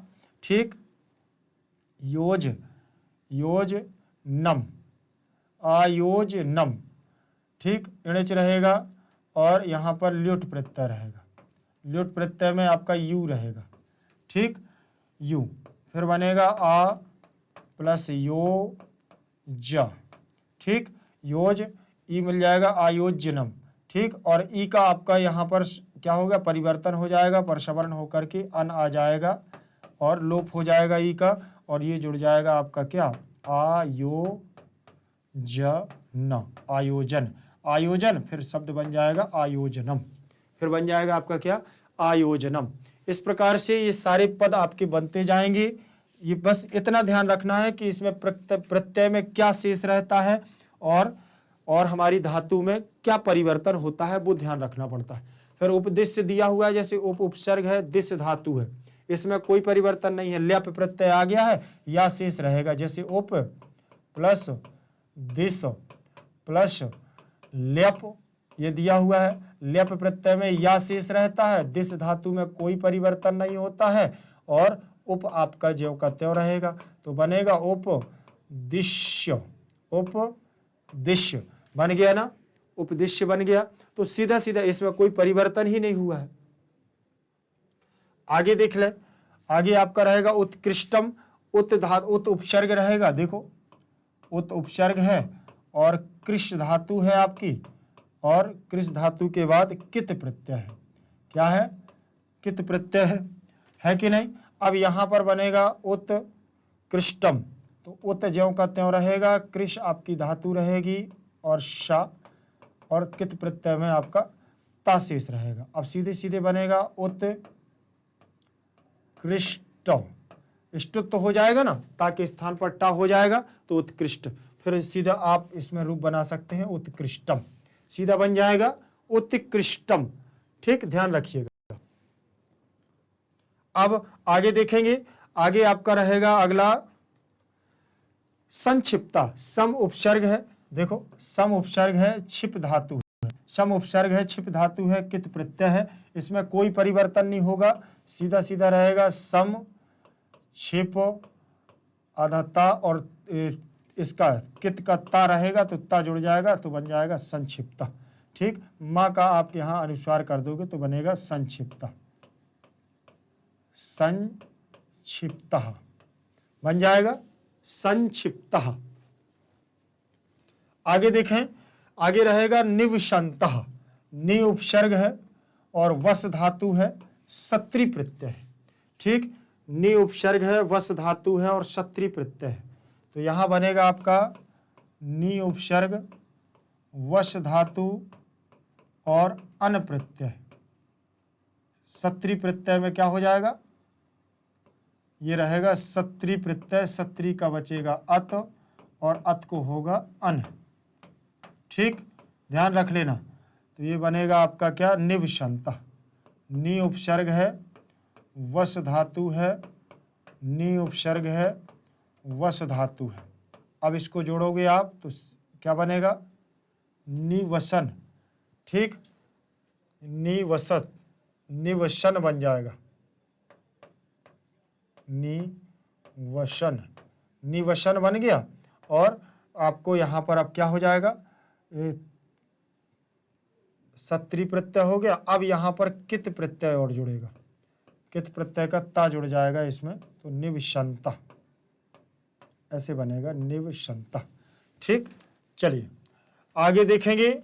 अगला रहेगा आपका मौलिक, मूल शब्द रहेगा और ठक प्रत्यय रहेगा, सीधे सीधे यहां वृद्धि हो जाएगी, मौल और ठक को एक आदेश होकर के मौलिक बन जाएगा। शैक्षणिका, शिक्षण शब्द रहेगा, ई को वृद्धि होकर के ठक में यहां क्या हो जाएगा, एक है, और एक प्रत्यय जहां उधर ठक को क्या हो जाता है बेटा, एक होता है। और जब एक प्रत्यय किसी के साथ जुड़ता है तो आगे उपधा में आने वाले स्वर को क्या कर देता है, वृद्धि कर देता है। जैसे आप लोगों ने एक बार देखा होगा कैसे, जैसे संस्कार से, संस्कार शब्द में एक प्रत्यय जोड़ा जाए तो बनता है सांस्कारिक, सांस्कारिक ऐसे बनता है। तो देखो ये बड़ा सा हो गया ना संस्कार से। जैसे तत्काल, क्या बनता है, तत्काल, तत्काल में आप जोड़ोगे तो ये बनेगा तात्कालिक। और इसी में बनवा परिवार में, परिवार में जोड़ो, परिवार में पारिवारिक, पारिवारिक।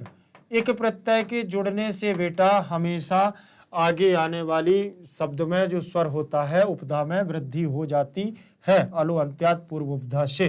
तो यहाँ ई है, ई को यहाँ वृद्धि हो गई आई, यहाँ ऊ है तो यहाँ हो गया औ, ये वृद्धि हो गई है, ध्यान रख लेना।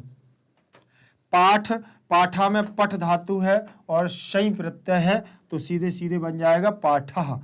ठीक, आ बचेगा इसमें। अनुष्ठाने में अनु उपसर्ग है, स्था धातु है, ल्योट प्रत्यय है तो यहाँ था को हो जाएगा क्या, ठा हो जाएगा, ता था दा।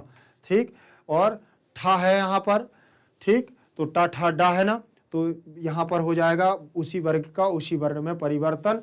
तो जैसे ता था और टा ठा, तो यहाँ होता है आपका इष्टुत, इष्टुत होकर के अनुष्ठान, था के स्थान पर ठा हो जाएगा तो अनुष्ठान। जैसे युधिष्ठिर बनता है ना, युधि, युधि प्लस स्थिर, ठीक है ना, तो यहां देखो युधिष्ठिर बनता है, क्या बन जाता है, युधि, युधि, युधि, और इष्टुत होगा तो यहाँ सा हो जाएगा और ठा यहाँ हो जाएगा युधिष्ठिरा, ठा हो जाता था के स्थान पर, तो यहाँ भी स्था के स्थान पर स्ठा हो जाएगा, स्ठा हो जाएगा। ठीक, अन यहाँ जुड़ जाएगा। ठीक, तो अनुष्ठान बनेगा, फिर बन जाएगा अनुष्ठानम, अनुष्ठाने बन जाएगा कि नहीं बन जाएगा। अगर और देखना हो तो इसको मैं आपको और बता दूं, ये आपका जैसे दिया हुआ है अनु उपसर्ग है, ये समझ में ना आया हो तो स्था है, स्था, तो स्था के स्थान पर कैसे आप देखना, ये ठा कैसे होगा, स्तो हो, स्टुना, स्टू, स्तो हो, स्टुना, स्टू, तो ये स्टू जो लगा हुआ है, तो अब यहाँ देखना इस सा के स्थान पर ये सा हो जाएगा, ता के स्थान पर टा हो जाएगा। कैसे, ता, था, दा, धा, ना, टा, ठा, डा, ढा, अणा, तो ता है, ता के स्थान पर टा, और था है तो ठा हो जाएगा। तो यहाँ क्या करें, था है ना, तो था के स्थान पर ठा कर दिया। ठीक, और यहाँ आपका अन बचेगा। अन कैसे, यू बचेगा, तो यू को हो जाएगा क्या, अन, तो ये बन जाएगा आपका अनु, और इस सा के स्थान पर देखो ये सा होना है, तो यहाँ इस सा के स्थान पर क्या हो जाएगा, ये सा, ये हो जाएगा अनुष्ठा, अनुष्ठा, और अन जुड़ जाएगा तो अनुष्ठान। अब अन कैसे जुड़ेगा, आ मिलकर के यहाँ दीर्घ हो जाएगा, तो अनुष्ठान बन जाएगा, अनुष्ठान, और सप्तमी विभक्ति का एक वचन अनुष्ठान में, अनुष्ठानम कैसे बनेगा, अनुष्ठान, अनुष्ठान, अनुष्ठानम, अनुष्ठानम, और अनुष्ठानेन, अनुष्ठानाय, अनुष्ठानात, अनुष्ठानस्य, अनुष्ठाने, सप्तमी का एक वचन यहाँ रूप हो जाएगा। ठीक है बेटा, आगे देखें, आगे कोशिश करें, आगे पहुंचे, ध्यान रखें, आगे चलते हैं। आज की क्लास रहेगी यहीं तक, आगे बहुत जल्द मैं इसका दूसरा अगला भाग लेकर के आऊंगा। तब तक के लिए आपको जयतु संस्कृतम, जयतु भारतम।